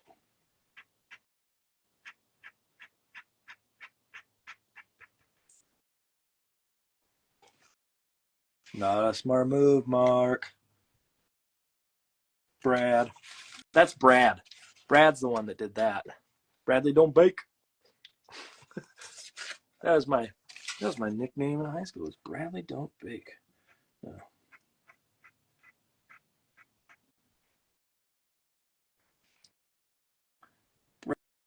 Brad don't play by those rules.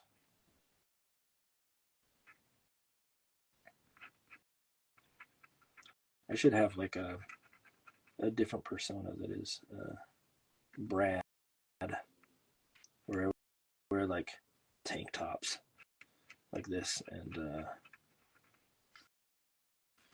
go to the gym and stuff. My wife would probably like that. Never mind, I don't want to do that. She'd be like, yeah, go to the gym, go to the gym.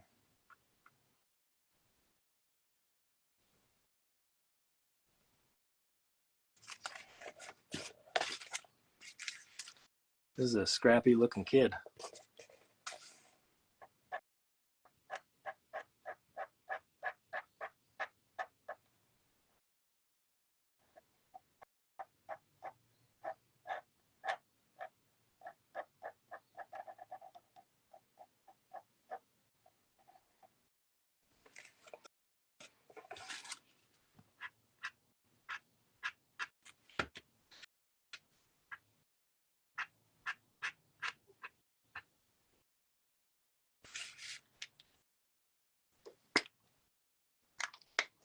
Yeah, I gotta let that dry.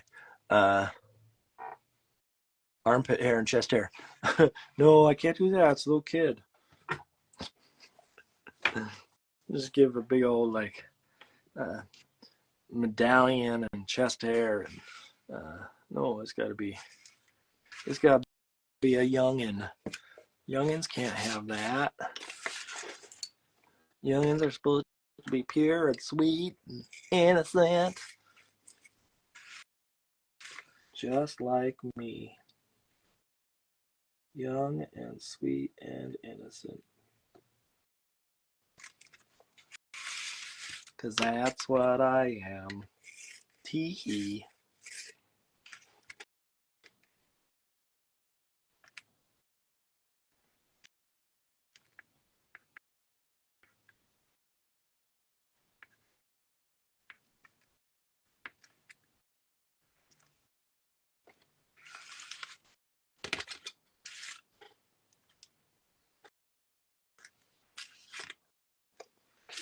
Okay. Now what I want to do, I want to get, where was that other pink marker? There it is. I'm going to push this a little harder up here. I want to come back into, which one was it? Was it that one? Go around there.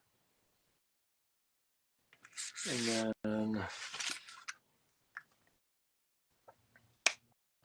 try to see if there's anything else that would be fun to do little punches. Oh, I'll do this. I know it's a weird thing, but this is how I keep pins in my pocket like this. So. A little pen in this pocket there.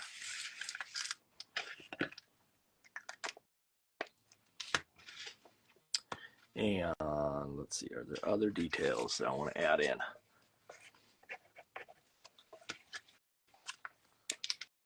Might try to get that.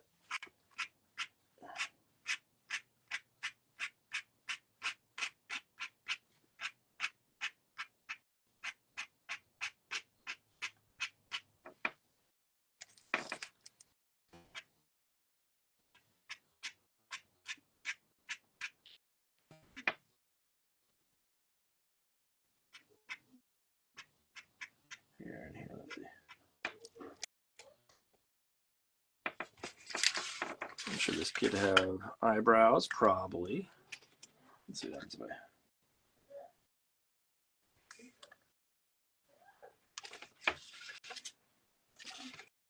I don't know. I don't know if I like those. They start to look like little eye slits or something like that. They're probably better just like this. Okay, are there other details I want to add in? Doodly doo da da. Kara M. Mitchell, are you prepared for your chat tonight?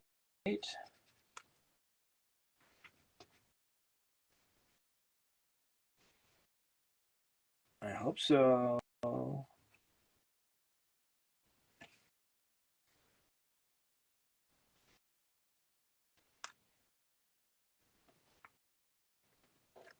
Otherwise, it's time to cram.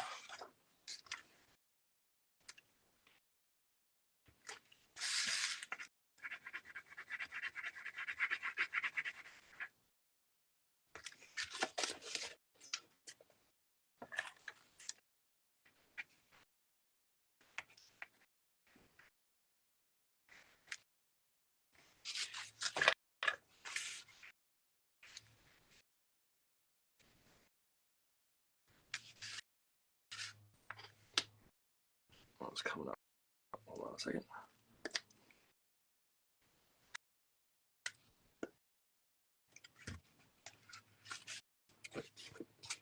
It'll be cramming. You better be. I'm not sold on the shadow. I think the shadow needs to be done with paper, which is maybe a little crazy, but I'm gonna do it. Because crazy is my middle name. No, it's not. My wife says, how many people did this when they were younger? Swinging in between parents' hands. If you didn't, did you really live? You know, do you really have a childhood if you didn't do this? I'd venture to say, no, you didn't.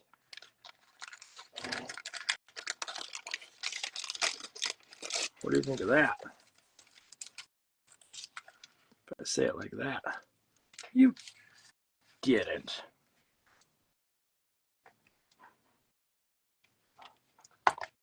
Yeah, like that. That's good. And then I can do another one. Here, I'll do this. Da da da da da. I just don't know if that's dark enough. Maybe actually darken it up a little bit. Oh, you know what I could do? I'm gonna do it this way. Here, let's see. Or curbs. Oh, like jumping off curbs. I got you.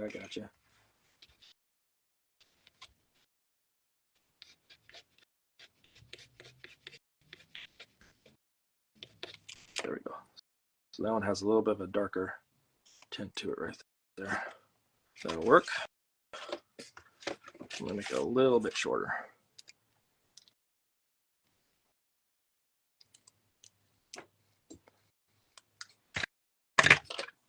Okay, let's put glue on it.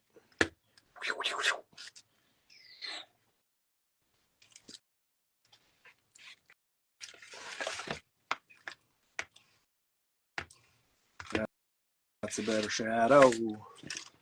That's a better shadow. That's a better shadow. A doodly doo. Oh, that's a better shadow. That's a better shadow. That's a better shadow. Doodly doo. Doodly doo.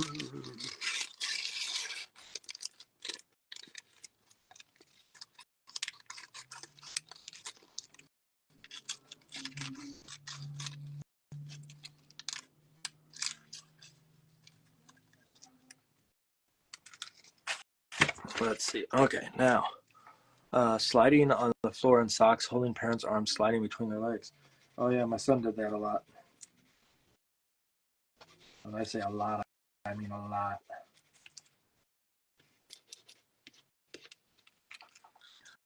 A lot. He probably still does that. If given the option, you probably still want to do that.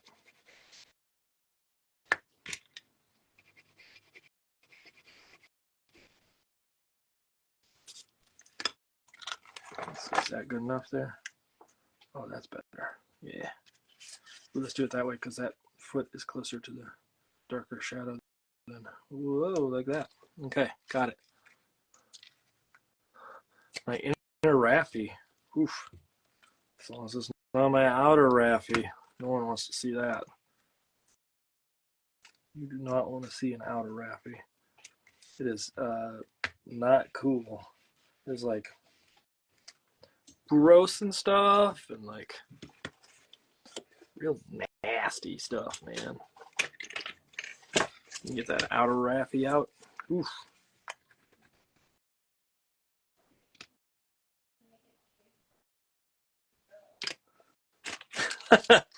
Raffy's fine.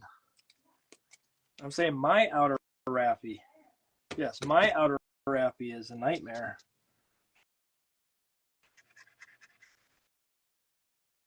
I don't think Raffy's gross, Lauren. I think you are. Oh no.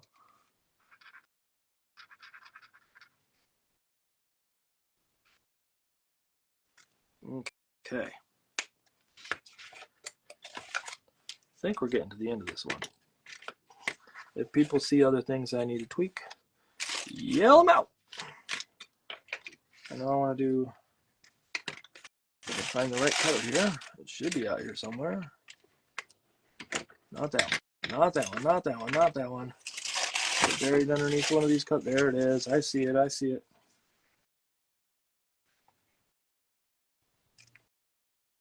A little bit of a shadow underneath that arm. Same, or that hand. Same thing here. I'll put some of this up in between his fingers so it looks like hands up in there. Yeah, there.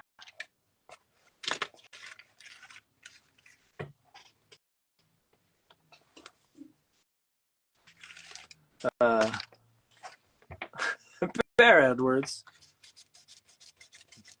You know what? Go ahead. Go ahead. Say it. You don't know anybody at TMZ. Okay, folks. I think I'm just going to do some other little minor touches here. Some little tiny things. And then we're wrapping this sucker for the night.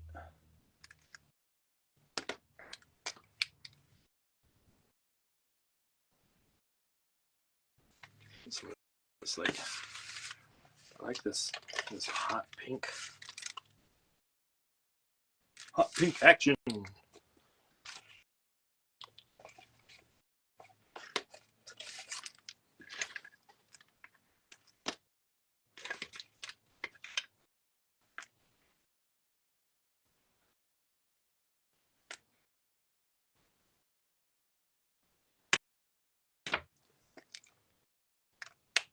I would be done to many parents. Oh, I see it. I thought you meant about this piece. I'm like, why would parents care about this piece all that much? But I see what you're saying. I'd be done to many parents if I spoke poorly of Rafi. What's he gonna do? Come after me? No. There ain't no way.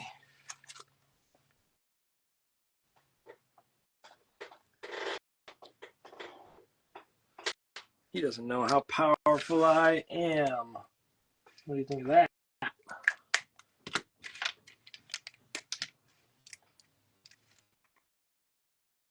Does Rafi have an army?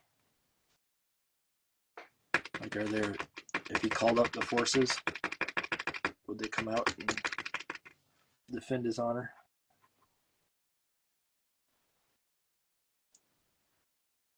So everybody shows up with banana phones. You know that's how they would communicate, at least, not through walkie-talkies or anything. It'd be through banana phones.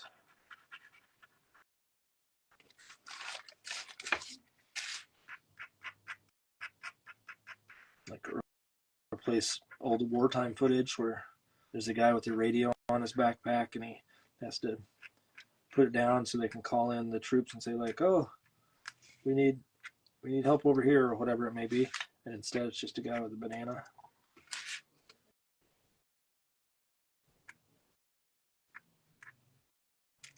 I know, I heard you. I'm coming up in just a second.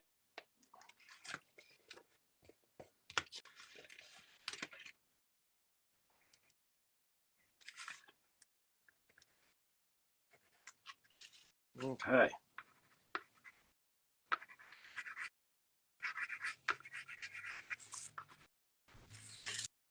Put some purple in that. I think that's it. I think that is it. The Wrath of Rafi and his ruffians. Rafi's ruffians?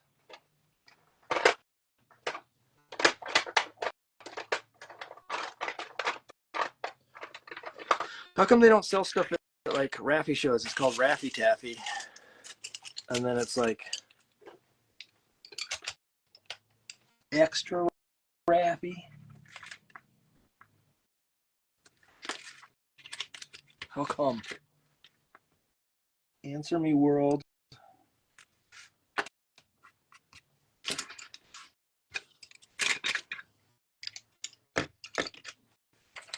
Okay, here we go. I'm cleaning up. Once I get this cleaned up, I will hold it here for a second, and everybody can look at it, and then I will say my farewells to the viewing audience. Let me just clean up a few of these odds and ends so I don't have as much sitting out here next time.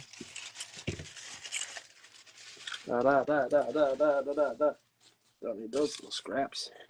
Okay, let's get that out of the way. Pink goes up there. Boom.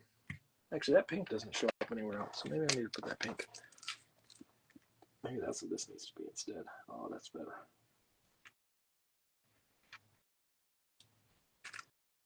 Yeah, I like that pink better. That's good. Maybe. I bet you can't even tell it's pink down here because it's just contrast, but that's pink.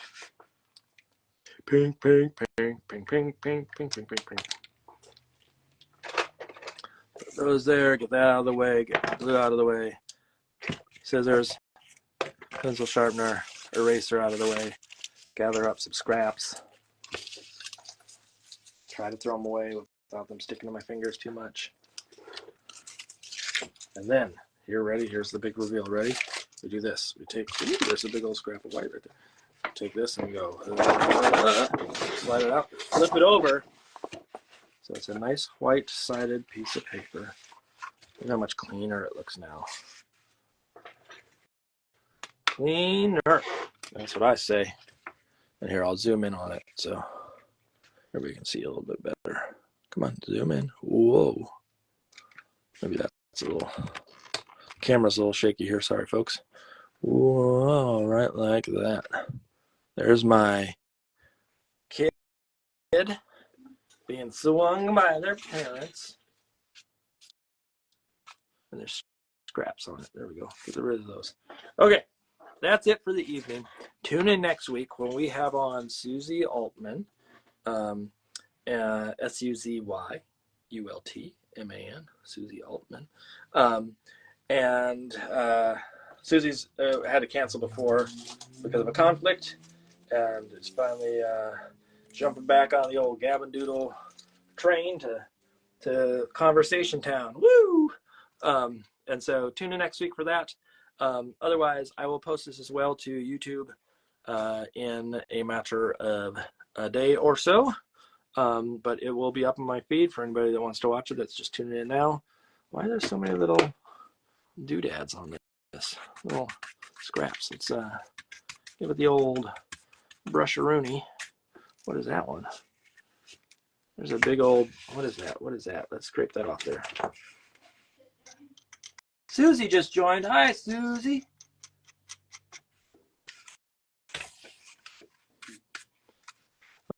Oh, yes, Susie did just join. There you go.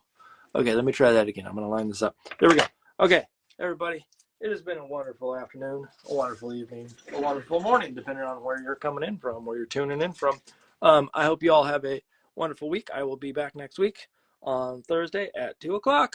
Otherwise, hi, friend. Hi, Susie. Otherwise, that's it for the evening.